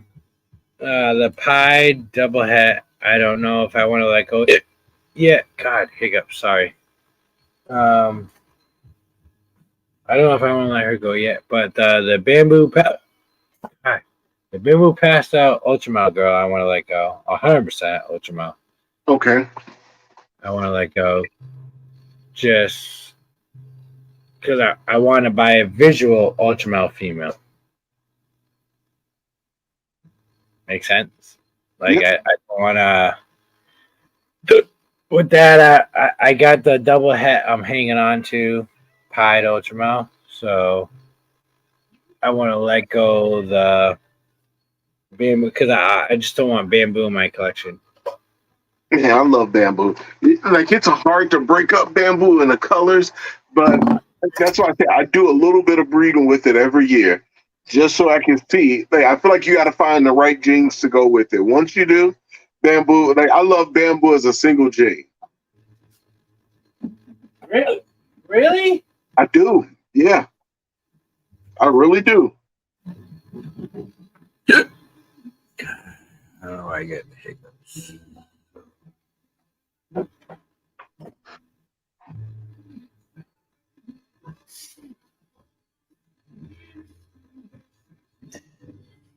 I don't know how I can get her colors to pop. She's a bamboo, 100% het ultra male female. Pastel bamboo, sorry. Okay. 100% het ultra male female. And it's not focusing. Wait 1 second.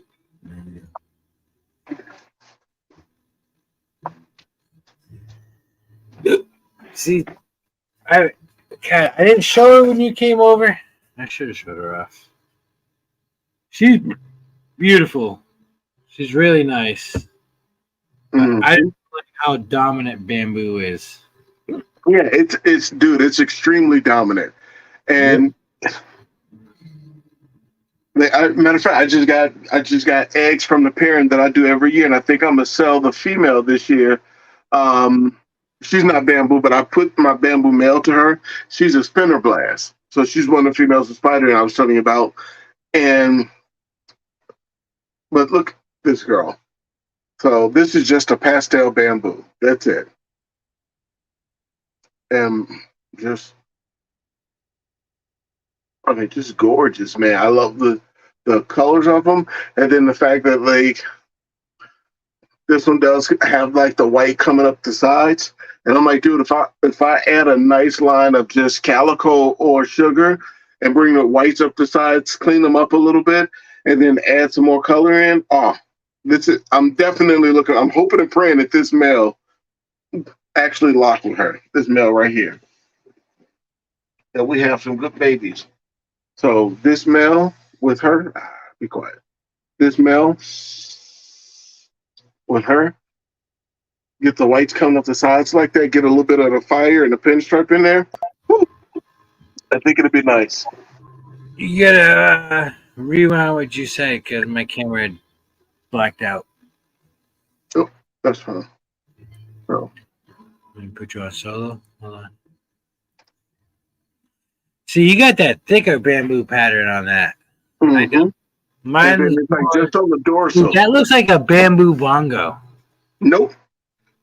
One of the local breeders, he kept asking me if it's anything else in here. I've bred this male.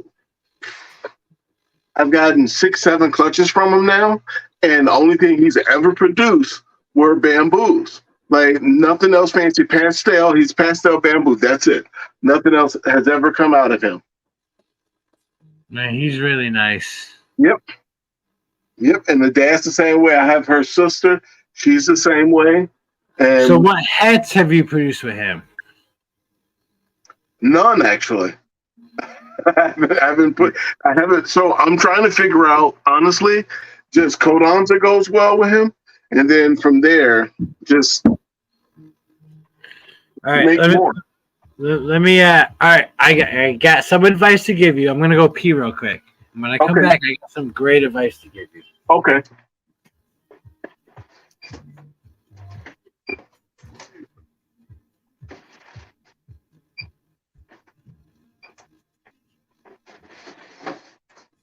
This is the sister. The sister is just, I don't think she's not pastel, so she's just bamboo. Same pattern. Pulls it up to the dorsal. And she's just a little darker because she's missing the pastel. And then take that another step. Where's my male? Oh man, he just shed out. So this guy right here, him, he's a super pastel. Well, he may be, I'm not sure if he's super or just pastel, but he's bamboo pinstripe.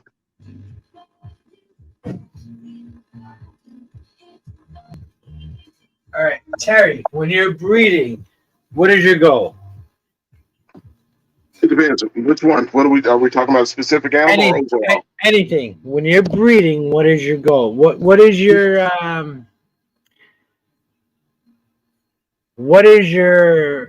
margin of what you want to hit, what you want to do? What is your main goal?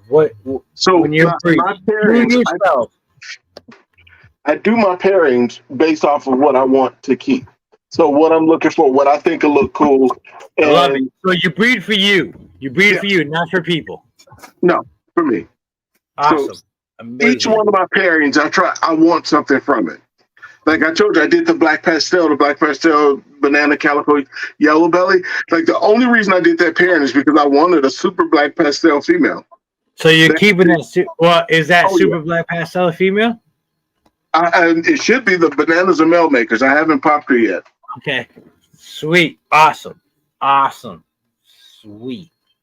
So you breed for you. You breed for you. Okay. So you breed for you, which is fucking phenomenal. That's awesome. Very few people do that. People try to breed to make their money, do their thing, all that, try to get rich real quick. Awesome. So you breed for you. So what? Let me see. You breed for you. Take me out for solo. Oh shit! Sorry. So you breed for you.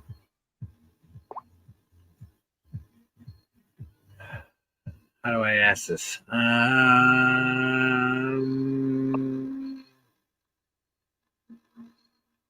to think. What do you want to? What do you want to hit? What's your? Let's say you had an end game snake to hit, a end game genetic snake, with what you have in your collection. I don't have I don't have any in game. So right now, okay, not an end game. All right, fine. So then, what we'll is midway? We'll do midway. Let me tell you. So I would like to hit the Ultramel Clown Hypo with codons. I would like to see Yellow Belly. I would like to see Phantom, Leopard, and Cypress. I like all but Phantom. Why do you want Phantom in it? I've never seen Phantom in it. I want to see how it looks, to be honest. I don't know. I know Phantom is similar to Mojave. You know what Phantom does, right? It's similar to Mojave. I mean, yes and no. Okay, go ahead. Okay, all right. So Phantom's like champagne. It's similar to Mojave because it brings out pattern, darkens up things. You'll get the defined lines. But depending on what genes you mix Phantom with, it's going to blush out that snake like a champagne. And I'm assuming you don't want that. So I wouldn't want that. This girl right here is Phantom, Pastel, Orange Dream, and Clown. And she's moving all over the place. All right, so Clown makes it look really. Clown brings out all that pattern because Phantom washes. So it didn't wash it out. Like. No, it did. It did. 100%. It did. Clown held pattern, but Phantom took away so much more because you would have way more alien heads on the side if you didn't have Phantom in there. Okay, let me show you another one.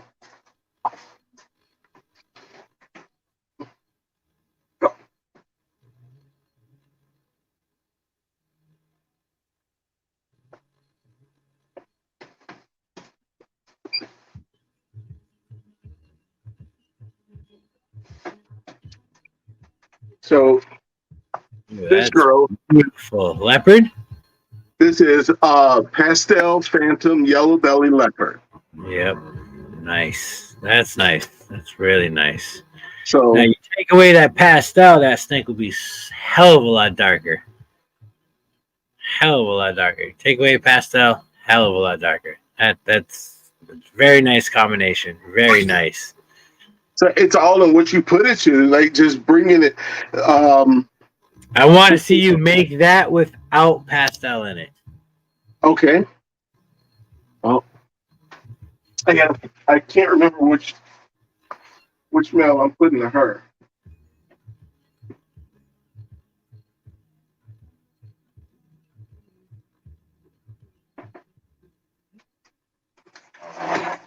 I think I was thinking about putting the acid male to her. Well, all right. So I'm gonna agree with you on that. I'm gonna agree with you. But if when you set up that shed test, if that leopard mahogany proves out to be 100% het for clown, that's what needs to go to that. Yes.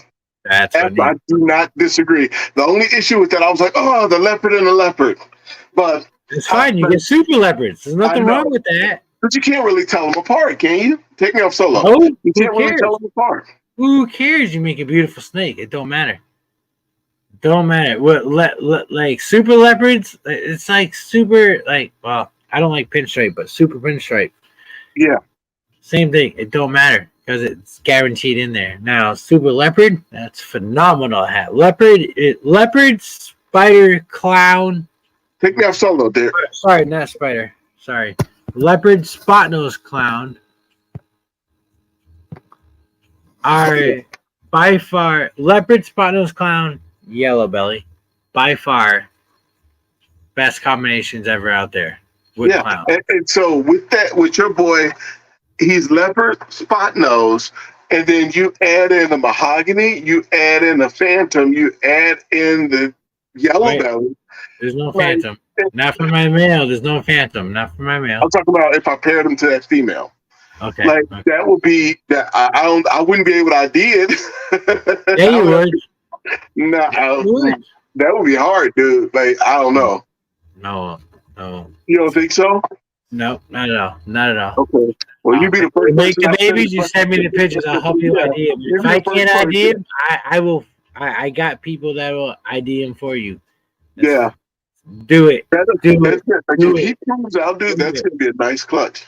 It is, and I'm gonna be jealous and mad and angry and happy at the same time. Man, I already told you. It's gonna be a whole oxymoron of what my feelings will go through when I see that. I'm gonna be like, "That's what I did and lost," you know, like all day. Yeah, if he proves out head clown, dude, like he's gonna go to 2 visual clowns and then 1 head. If he proves out, I might have to buy no head clowns. I'm sorry, he's gonna go to 2 visual clowns, no heads. I forgot he's head. He would be head.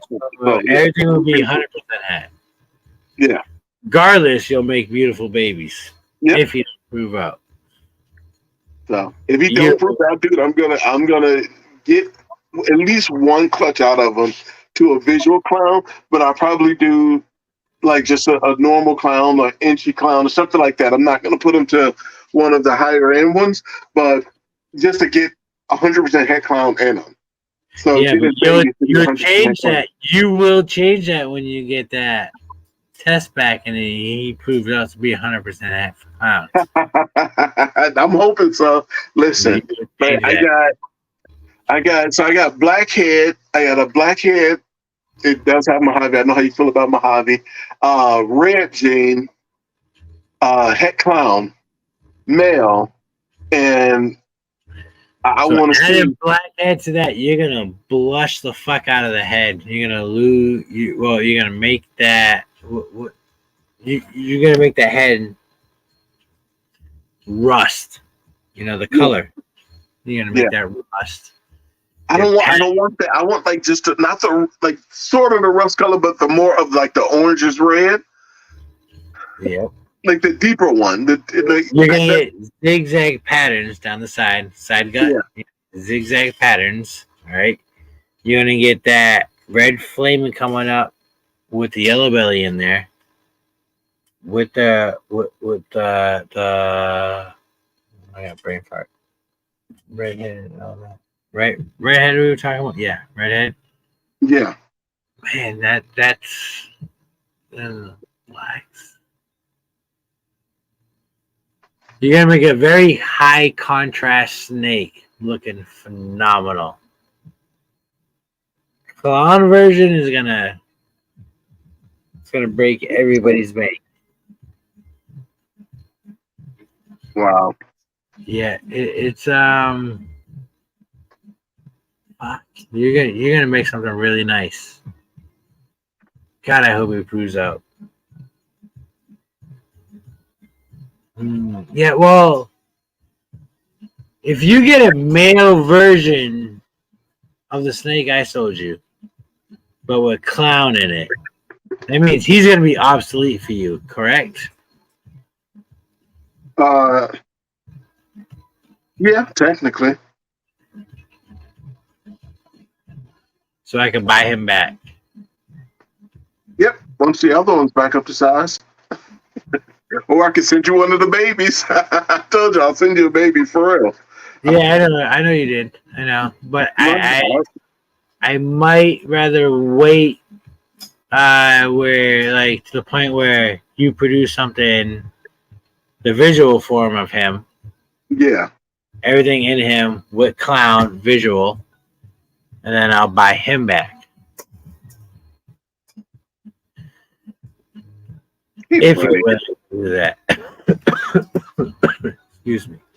If you're willing to do that. Stop it.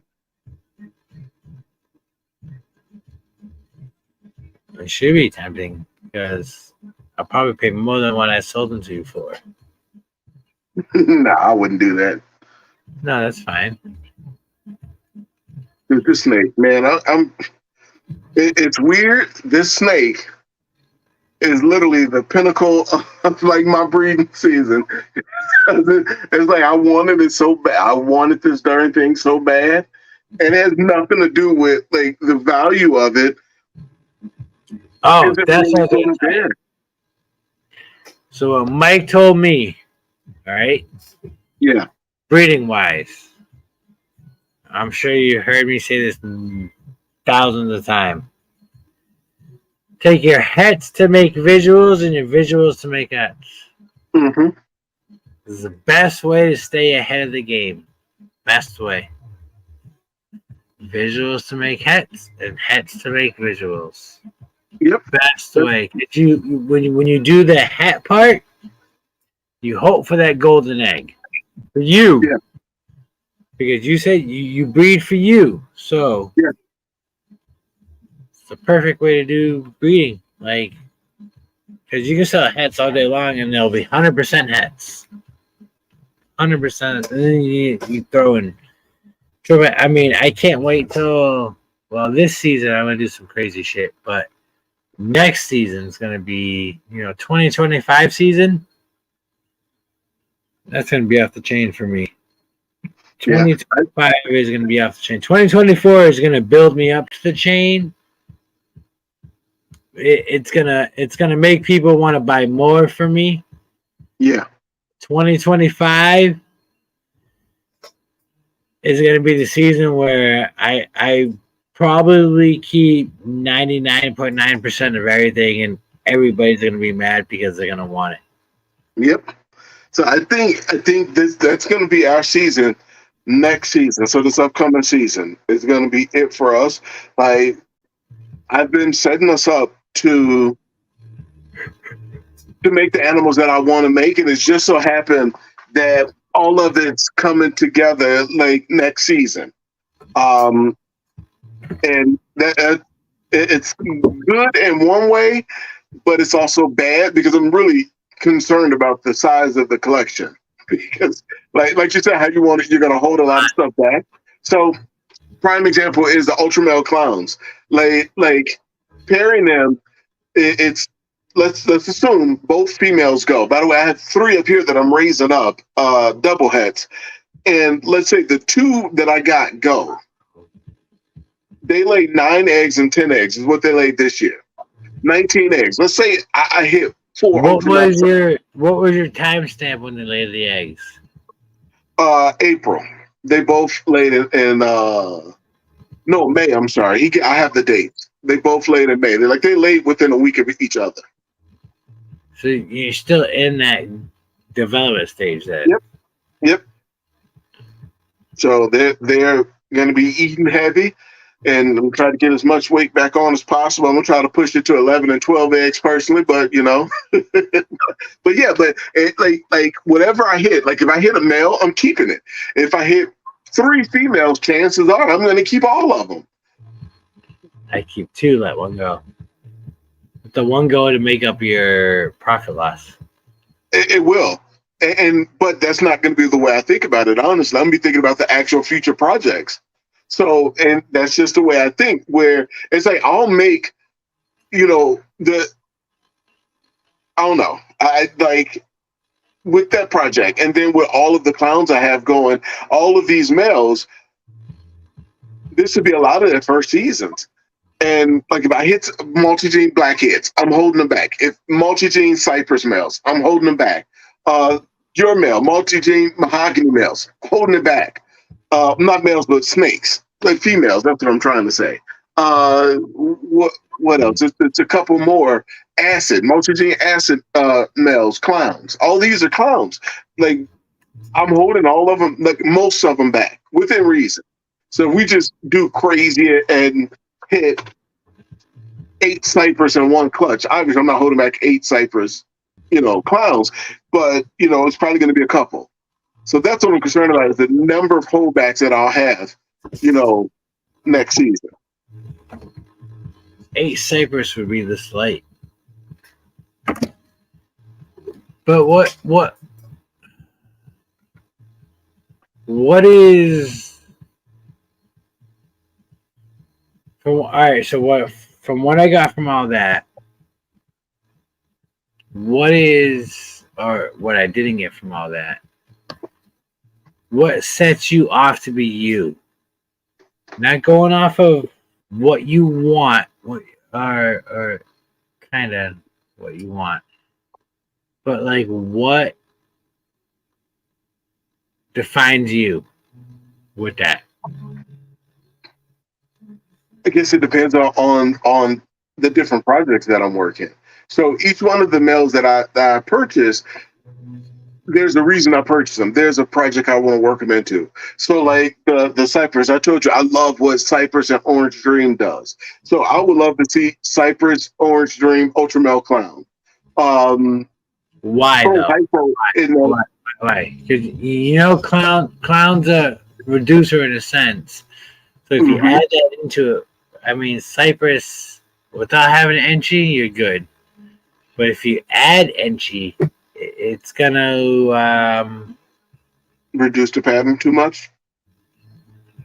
It's gonna confuse you on what else genetics you want to pull into that. Okay. It's gonna reduce it, but to the naked eye, it's gonna look like an Enchi, not whatever other genes you're trying to play in as an aspect to better that snake. Okay. So what would you do to show both those aspects? So as far as the Orange Dream and the Cypress? Yes. Well, have you seen the Orange Dream Cypress before? So what it does, it cleans up the... It elongates the pattern. It cleans it, but it elongates the tail end. And the color changes what I'm after. So not necessarily the pattern mutation, but the color is what I'm after. Okay. And then if you see Orange Dream and Ultra Male, Orange Dream look very nice in Ultra Male as well. So in my mind, I could be completely wrong, but if you throw Orange Dream and Cypress and an ultra male clown, I think that'd be a pretty nice looking animal. Like it'll bring some nice oranges to it. Like the pattern's not going to be as busy, but it should be a pretty clean animal as well. I think the OD clown would pull away from it. You think? Yeah, it would. I think it would make it to fit into the keyboard as if. How do I say this? It's gonna make you think about what else to add to it to make it better. You know what I'm saying? Like it's gonna make it common-ish. Okay. I'm not trying to be disrespectful or anything like that. No. I'm not taking it that way. It's fine. We can talk about it. I think the good thing about it is I'll hit the Cypress Orange Dream way quicker. You know, so if I hit the Cypress Orange Dream clown, like technically with all those, you know, okay odds, I'll have that next season. Yes. And so with that, it's like if it looks as good as I think it looks, or like I've seen pictures of them, then I'll continue on. If it's something where I'm like, I didn't do exactly what I thought it was going to do, then I'll have to go a different direction. That's the beauty of the hobby, right? Correct. 100%. You can always swerve and go a different direction. So that's just right now. How do you look at those directions? I'm sorry. I'm kind of getting personal with this. But how do you look at those directions? A lot of it. I'm trying to learn teach myself different ways. So how do you look at that direction? That people are hating on you or saying shit and making like it's nothing. I mean, you might not be in my shoes, but like, how do you go from building an empire that you're trying to build to when you show the aspect of what you're doing and working, you get shot down. Like you get you're a nobody, or your dreams are too high for what's feasible to happen. Well, here's the thing. Let me explain me to you. I've always been a loner. Like I got 3 good friends and that's it. You know, and so I don't need anybody to co-sign what I'm doing. I don't need anybody to, oh man, it's going to be nice. I have my own opinion. And what I do is, I told you, every night I look at Morph Market before I go to sleep. And part of what I do is look at animals that I like and then imagine what, you know, it would look like with Inchi. Imagine what it would look like with Bamboo. And like, man, and see if someone's made it. See if I can find a picture of it. And like, oh, dude, that'd be a nice route to go. So a lot of times it's just me liking something. I'm like, dude, you add acid into this, that would be badass. Yeah. And you know, it may turn out the way I think, and it may not. Like you know, like we talked about before, like the GHI Yellow Belly Calico. I instantly looked at that snake and I was like, dude, I have to add Cypress in. I feel like with the pattern, with the colors, like that'd be nice. Like even though I'm only going to get het clowns, it'd be nice, but that'd be a nice foundation. That pattern comes from cypress trees in the snakes, which is weird because it shouldn't show off like that. You know, like how we're talking right now, that pattern, that what you're talking about is it's a paradox in a sense. Actually, the sister to that was Paradox, so that's completely possible. Yep. So the sister to that was Paradox because he had 2 of them, and the sister, I don't think the sister had Calico. It was just GHI Yellow Belly, and the whole snake was Paradox. So if that's the case, then it's not going to turn out the way I envisioned it at all. I mean, but you could hit one golden ticket out of it. Yeah. Correct. But it's like, that's just the way I look at the different projects I'm working. If it's something that, you know, I've produced animals where I'm like, it wasn't really what I expected. and I sold them. Like prime example was this sugar mail that I got. I literally bought this mail. When I saw this mail at Tinley, I was like, dude, this would go great with the bamboo. Never look. I have nothing else to put this mail to. I BS you not. Nothing else I want to put this mail to. Just that one snake. And so that's why I got it. Well, technically it's 3, but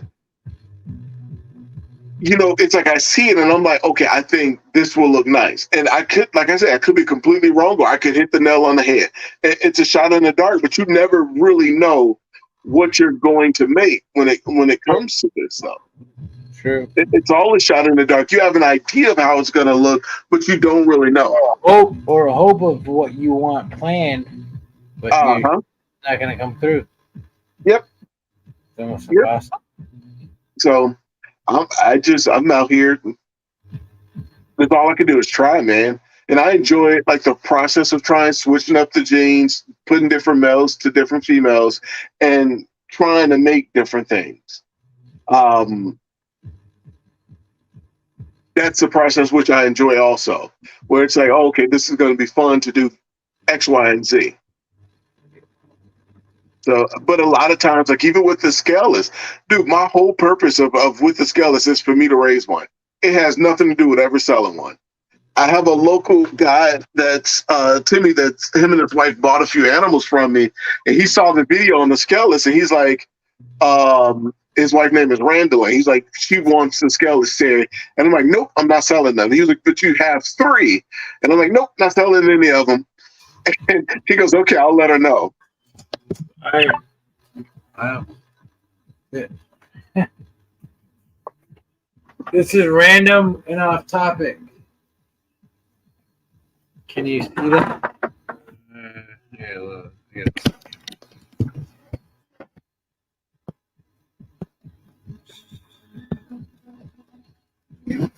Hey, fat fingers. Oh my God, I can't blow up. There we go.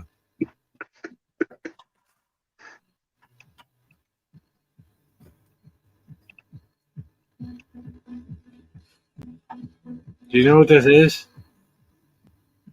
Put yourself on I got fat fingers. I'm trying. Not working.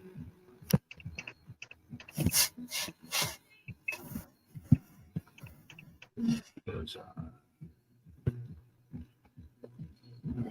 There we go.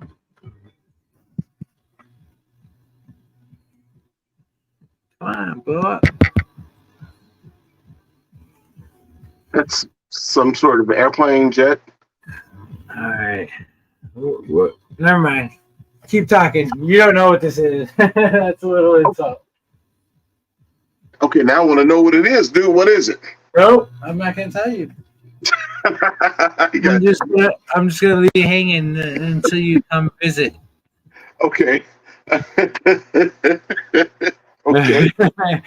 Like it plays a little bit about what you were talking about. Let me blow this up. But yeah, you didn't know what that was. You'll see when you come.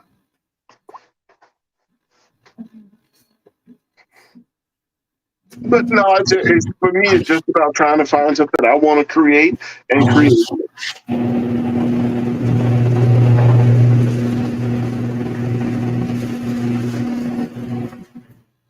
Sorry, I didn't mean for that to be so loud. What was that? I said for me, it's just about finding something that I want to create and creating it. It's just as simple. And I'm doing it for me though, so I'm not doing it to sell. I'm doing it because it's building onto a larger project. Correct. So, have you ever found something that what you want to do, create something on yourself, but you found something that I guess memorializes that? So, like, if it's something I want to create and somebody I see it on Morph Market, like that sort of thing, or you mean in life in general? Life in general, not Morph Market. Life in general. Yeah. Okay. So, if you don't mind, how old are you? 42. So you will know what that is when you see that. I can't believe you don't know what that is. But I couldn't really see it. I'm on my phone, so. All right. Hold on.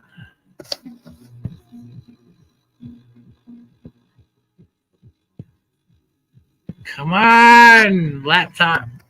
Not working. There we go.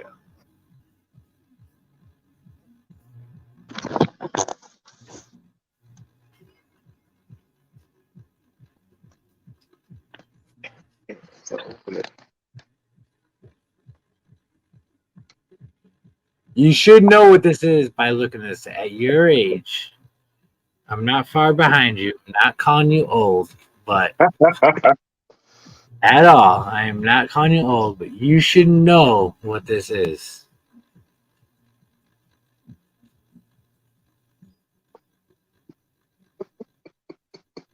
No, you still don't know what this is. It looks like a Batmobile at this point. Okay, you're close. You're close. Like, all right. It matches. Ready? Yeah. It matches that. Okay. It's all a part of what you were saying about building something for you, doing something for you that memorializes you what you're doing, right? Your idea, what you're doing. So I got this fetish with old school things.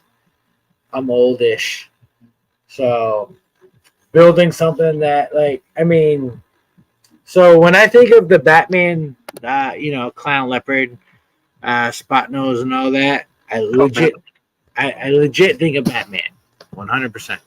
Okay. Like old school. That's where whoever named that fucking snake, that's where they got it from. Yeah. 100%. So I collect old shit like that to find a way to make what somebody calling the Batman, spot nose, leopard, clown, spot nose, leopard, clown, that's Batman. But betterize that. Yeah. So I will find objects, old school shit, to think of what people forgot about in that naming of that, to make a new name for that.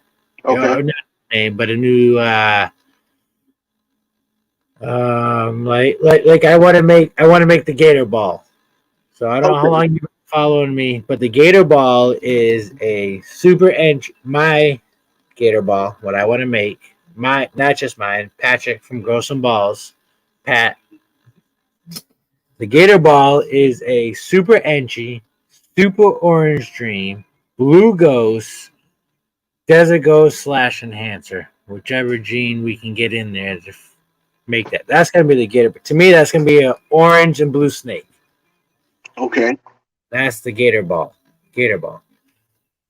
So the people that make the Batman, person that made the Batman and all that, I want them to keep that logic of how they came up with that name and made that name, but stick with the roots of that and make the jet ski, because what I just showed you was the Batman jet ski. Okay. It's a very rare piece to find. And it took me a long time to build that thing, but very rare piece to find. But that's money. So the Batman in Snake World, that's money. Well, what money? It's not as expensive as it used to, but that's money. So I want to make names of snakes that go along with that. And I don't. Hearing you talk earlier, I'm definitely off subject-ish for sure, but I want to keep that naming the genes along those lines, if that makes sense. Does that make sense? Yeah. Just trying to build something along the lines that was already built, but yet still different. Yeah. See, I wouldn't even know what I would if, like, let's say I found a gene. I wouldn't have a clue. Well, what's the name? I'm horrible with stuff like that. Like when I say horrible, yeah, I suck.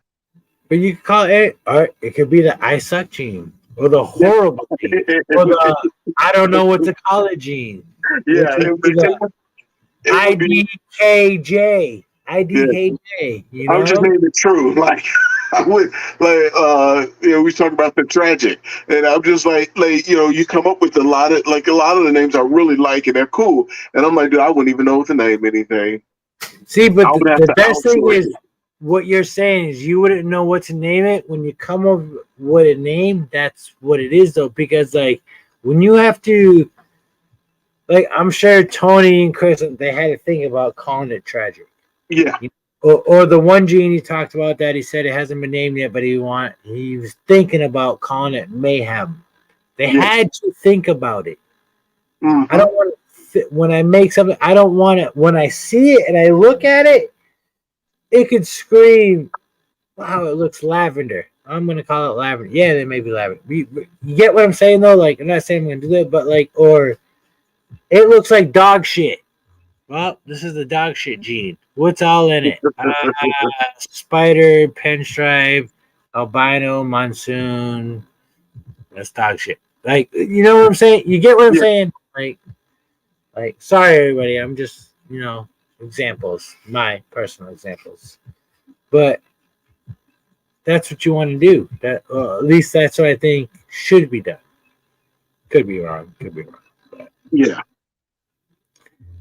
We want to be different. We want to make a name for ourselves. We want to wow the world. But at the same time, we're also trying to be accepted by what we've made and what we've done. Well, like my Blue Ghost stuff 2 years ago, everybody wanted it. Now that I'm releasing it, I mean, I sold the one female, Banana Blue Ghost female, for a big chunk of change. No questions asked. Person bought it. No questions asked. Now I'm offering up the female adult Blue Ghost, her mom. And I reached out to a couple people, some close friends that have been highly interested in it. Everybody said no. Not because just because they can't afford it right now. They just don't have the money. And I'm not. And I told everybody, I'm like, I didn't even tell you guys a price. I didn't say nothing. Like when my friends, when close people come to me, with certain things. Now, if you're buying a basic snake from me, all right, don't expect a deal. But my Blue Ghost, I plan on giving somebody a really sweet fucking deal for this snake. Because I have what I need. I have what I want from it. Granted, it's going to take me another 6 years to keep making what I want to make from it. But I have multiple snakes what I want from that gene, from good. But I'm trying to let other people in. But like people just, they talk a game. I want in, I want to jump in. But ain't nobody jumping in. Like, yeah, but that's just the way it is, though. That's with everything. It people talking good talk, but they do. But then you see those people. Oh, I've seen some of these people. Like, oh, I don't want to drop a whole lot of money, and then I see them dropping twice or double or triple where I was gonna offer anything for it. And I'm just like, because it doesn't have and that's what I hate, because my name doesn't have a big name backing me up. That's the reassurance people look for that they don't have. Yeah.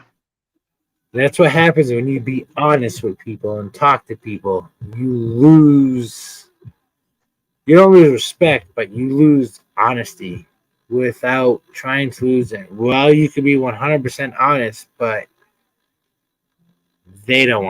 people don't want to be honest. Mm-hmm. Makes sense, right? Yeah. Yeah, but a lot of times you have to do it on your own. You have to build everything yourself. You can't really you can't depend on anybody to help you or to do it for you. So you have to get out here and grind. Like that's life, you know. I don't. It's funny because I don't expect anything from anyone. That's Me either. my life. And like even like the guys that I've spent money with, I'll give you a great example. I can't think of his name. His name is Josh. Is it Josh from the Ball Python Shed? Yeah, that's Josh. Is it? So I bought the asset mail from him. So I was looking for a visual asset clown. And at the time, I just bought it in Schaumburg last year. There wasn't any available. Like nothing was available. There was females, but I wanted a male, obviously.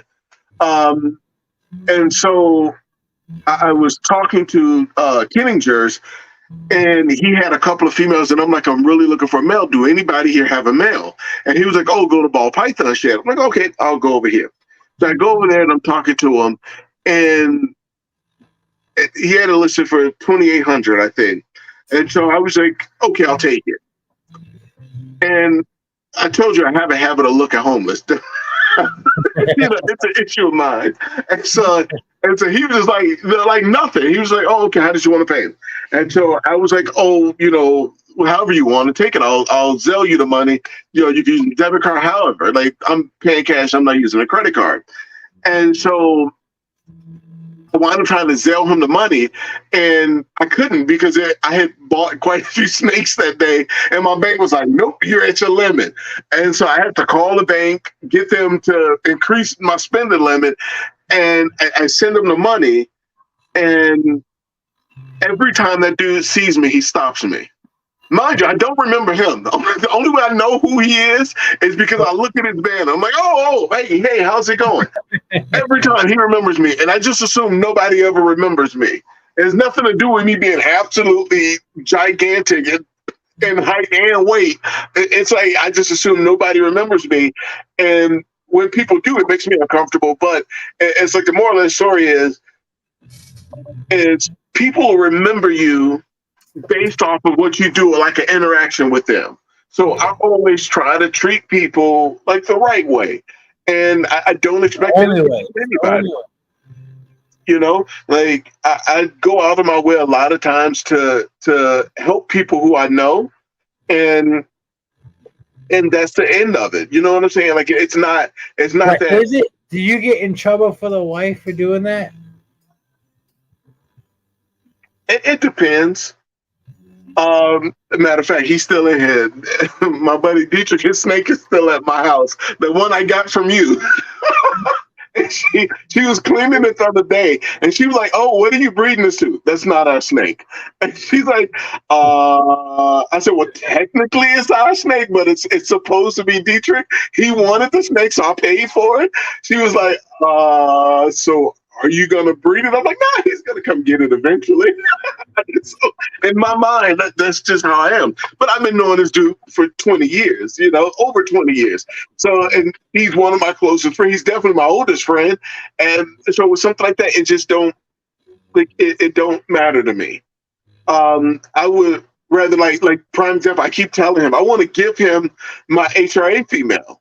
And I have nothing to put her to. And I'm like, but she lays 14 eggs, dude. I'm like, take her. Like, she lays 14 eggs. You put a nice male to her. That's a lot. You got a het raised anther female at least 14 eggs? Yes.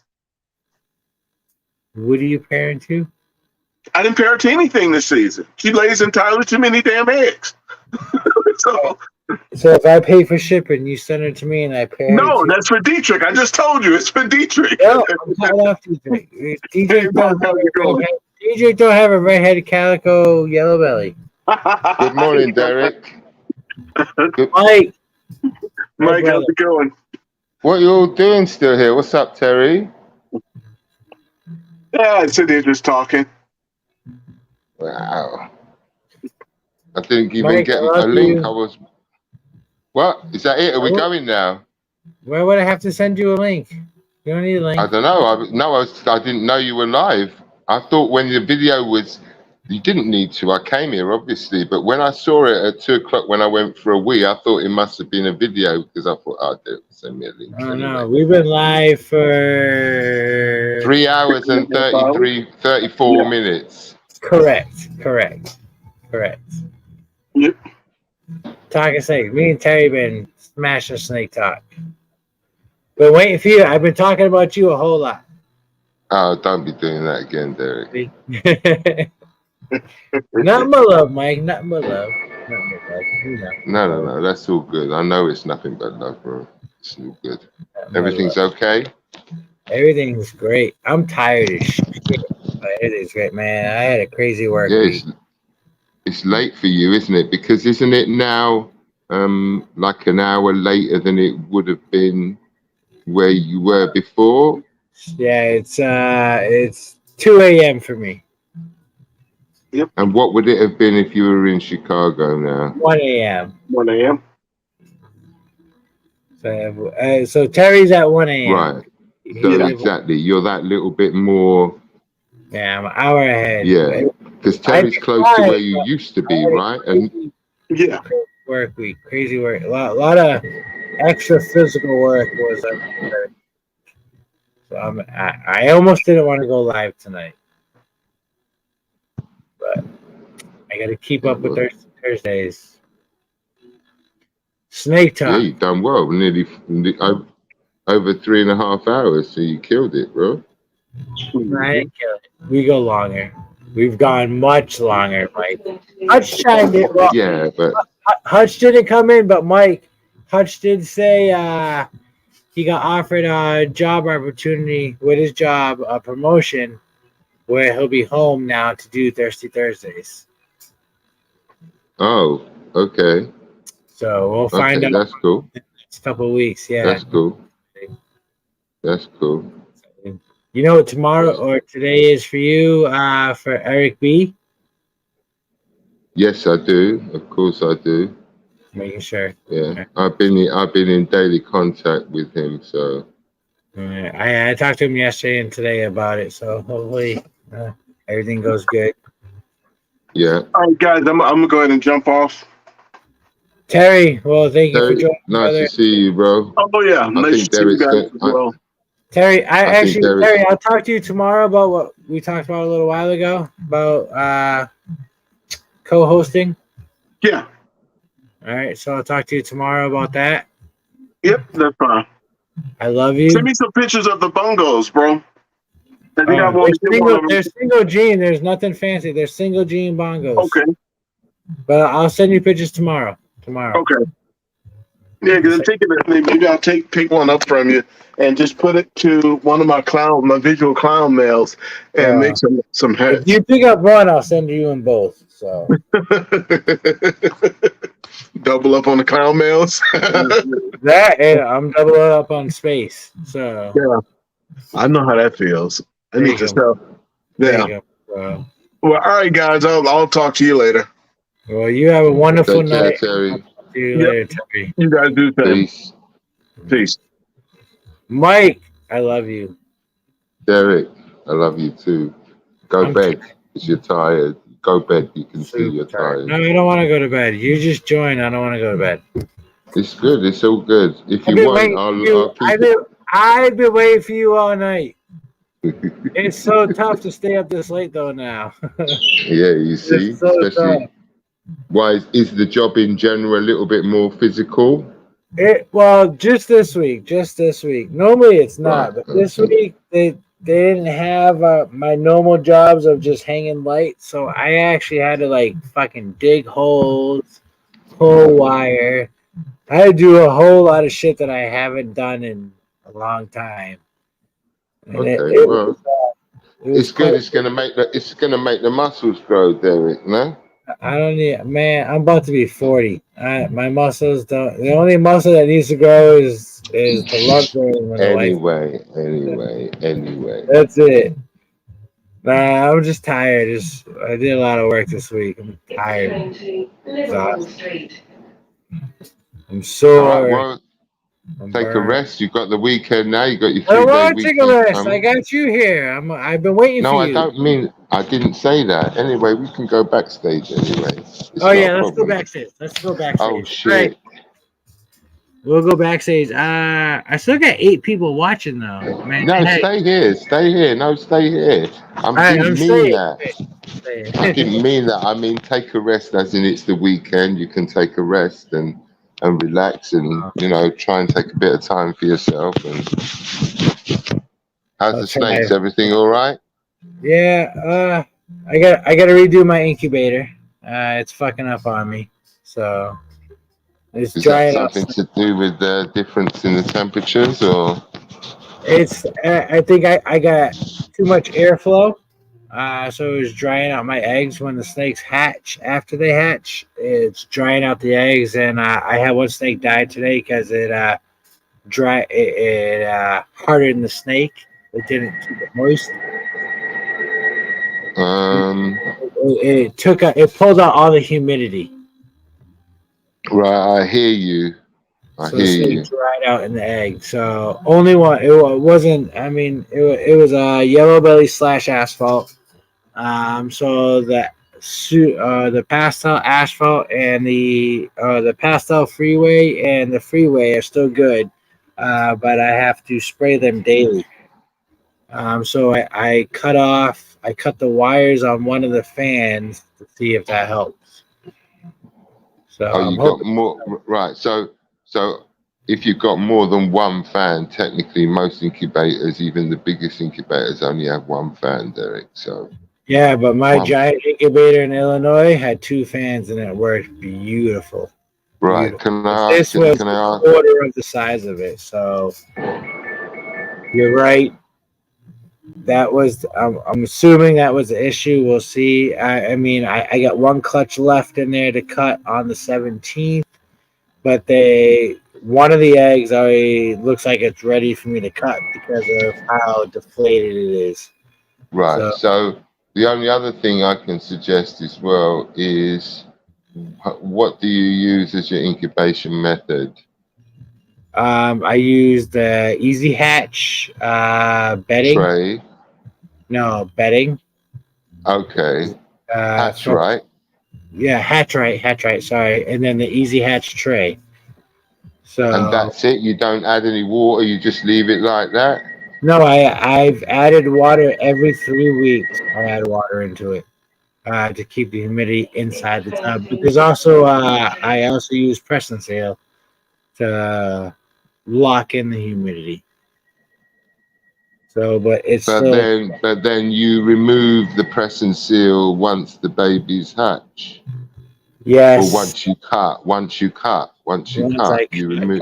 Breathing air, so I don't want to suffocate them. But I think I need to. So I don't believe that you will suffocate them, based on the fact that once we've cut them, normally we're looking in there every day. So let's be honest, yeah. And then secondly, I'm not sure about that. I think the Press and Seal needs to be left on. No, it's still on. I have it on. But I mean, until they're out. I know you normally take it off once you've cut, but I think you should leave it on. No, it's still on after I cut. It's still on. I leave it on. Still on, and it's still drying out. Still drying out. I think I had to. So what I did was I have 2 big fans in there, not big fans, but decent sized computer fans in there. I think both of them running was too much, so I just cut one of the wires today. So I only got 1 fan running. So I'll check it tomorrow to see if the snakes are as the 2 that have hatched that are sitting in their eggs still, if they're not as dried out. If they're not as dried out, I know that was the issue. So if they're still drying out, then both fans are too strong and they're going to get stuck in there with ambient temperature, and I'm just going to make sure I open multiple times a day until they hatch. So trial and error. At the moment, the one that's running, that's always how it is. All I'll say is that most of the coolers that you buy, that you would use to make, will either have the fan in the top or right at the back at the top. That's where they have them. All the coolers that I had one fan right at about 5 inches from the back where the heat tape was, blowing on the heat tape. And then I had one on the second level, taking the heat from the heat tape, blowing it out. So that way it circulated that heat. But it circulated the air too much and kept it dry. It didn't allow, I'm assuming, it didn't allow the humidity to stay building up. And are they blowing in the same direction, or are they blowing in different directions? Different directions. One's blowing at the heat, one's pulling away from the heat. So one's blowing at the back of the incubator, one's blowing to the front of the incubator. So it circulates. So they're blowing sideways. They're not blowing up and down. Not up and down. It's straight to the back, straight to the front. Right. So normally, bro, you'd have a fan at the but that's not kind of how it works. Normally, you would have a fan at the top, and that fan will be sucking down. That fan will be sucking from the top and blowing downwards, so that it takes the hot air from the top and pushes it to the bottom. And if you have like a proper cooler like mine, it's actually got like a plastic tunneling which keeps the air and doesn't even let the air out until it's 2/3 of the way down the back of the incubator. That's what I need. Liverpool Street. You need to put an incubator. You need to put a fan in the top gauge, Derek, with a fake top and a fake back. Let it suck the air in, and then it will blow the air down the back, and then disperse it at the bottom, because hot air always rises. Yes. So, all right, I know that, but I think where I fucked up with, that's my incubator. You see it right here. So I think what I fucked up is where the incubator is deeper than right.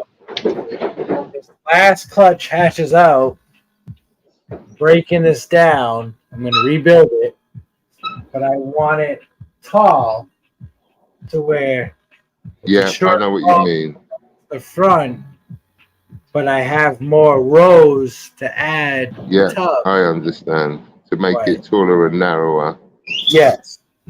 So that's what I want to do. Like, because it's built the same way as my giant incubator I had in Illinois. The only thing I did is this was a rush build for transport eggs. So I didn't silicone and seal all the seams. Mind the gap between the train and the platform. I think the air is seeping up. But granted, in my tubs, it's 89.6. In the tubs with the thermostat, 89, and it has it. The only fluctuation, it'll go from 89.6 to maybe 89.8 to the lowest 89.4. But that's not enough of a change to deal with the dry dealing with. No, so I think I had too much fan. Yeah, I think that the fan could be the issue. What you've also got to pay attention, which I don't know about what's changed, is Georgia drier than Chicago humidity-wise, or are they very similar? Or it's very humid here. Very humid here. Very, like, I got my children pythons, my hatchlings. They're in a glass cage with a ventilated top. No perfect shed every week. No issues.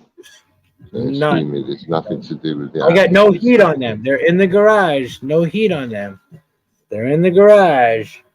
My garage is kind of cool though. But when I open the doors, it gets hot as fuck in this garage. So another thing you can do if you just want to increase humidity in the incubator Let's just put a tray with some wet sponges in it, Yep. or Yep. just some wet sponges. Just put, Almost a because bag the of moss is gonna. the same thing. Yep. Yeah, but just Correct. Like I said, try. just in that. I'll fix it. Yeah, yeah. I'll fix it. It sucks that I lost a snake, but Next station, Silver Street. These things happen, Derek. Minus the Nothing's gap between the perfect. train and You've the got to No, realize that in correct.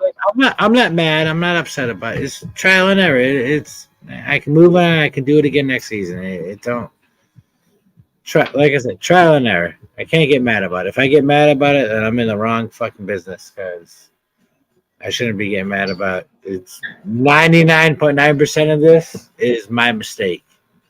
So I'll fix it. But you know, even having said that, in the success rate that we have is super high in comparison to. Yeah, but yours is so different from ours.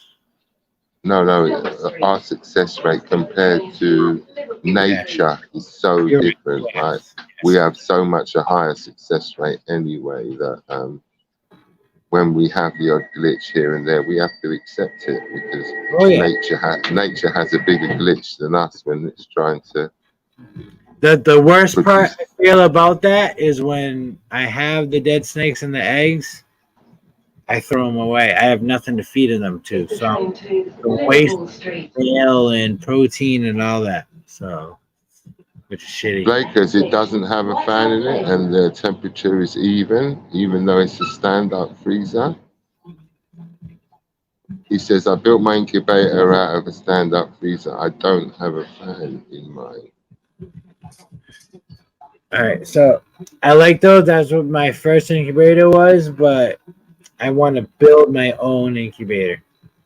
No, Like, I've got no problem making it out of a freezer. Not got at no all. problem. No problem. It's the smartest Okay, thing. so he just says that he doesn't have a fan in it. I just open it once a week. Yeah, but the fan is to regulate the temperature constantly. It's not to do with fresh air. We only need the one, not the two. Two is okay. Anyway. The train and the platform. Anyway, if it works for you, Blaker, then that's good, bro. If it works for you and you hatch out clutches.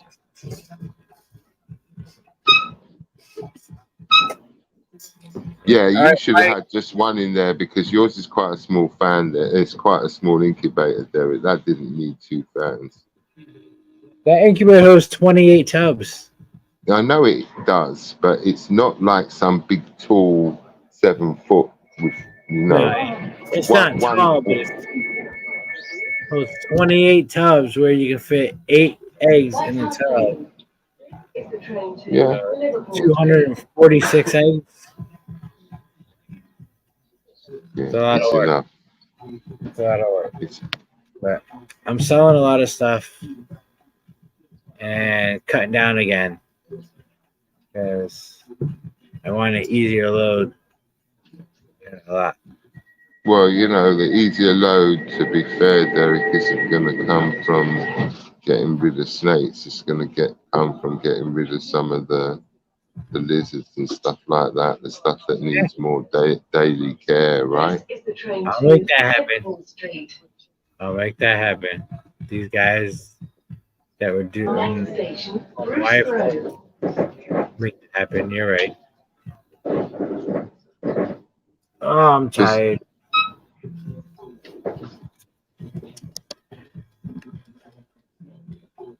Yeah, you look really tired now, Derek. You can barely keep your eyes open, bro. I've been working a lot this week. This week was brutal. This week was brutal for me. It's been a while. Like the guys I work with today, we were hanging up. Well, we weren't hanging up, but we were working, and I was like, "So how old are you guys?" They're all in their 20s. And I'm like, "Well, how old do you think I am?" They're like 28. And I was like, "Man, if you were a female, I'd give you a hug." Like, I'm about 40.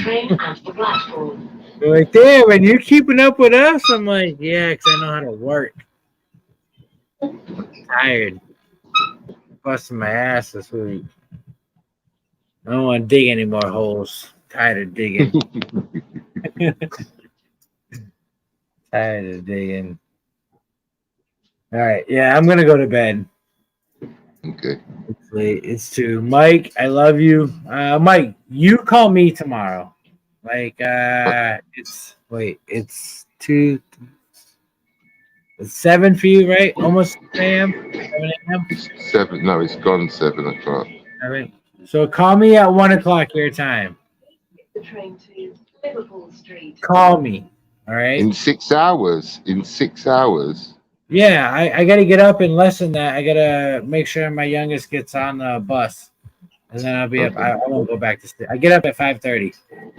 No worries. All right. I'll give you a shout. It might be a little later than that because 1 o'clock I'm leaving for work, but I'll call you when I get home. Oh, call me when you get home. Call me when you get home, All right, cool. so we can talk. No All right. worries. Love you, Mike. Everybody in the chat, I love you all. Thank you for watching. Don't forget, every Thursday, Thirsty Thursday, Seven Sisters. at you, and you guys are the shit. Mike, love you. For Victoria Line Good job. and I'm National tired. I'll Rail see you all tomorrow.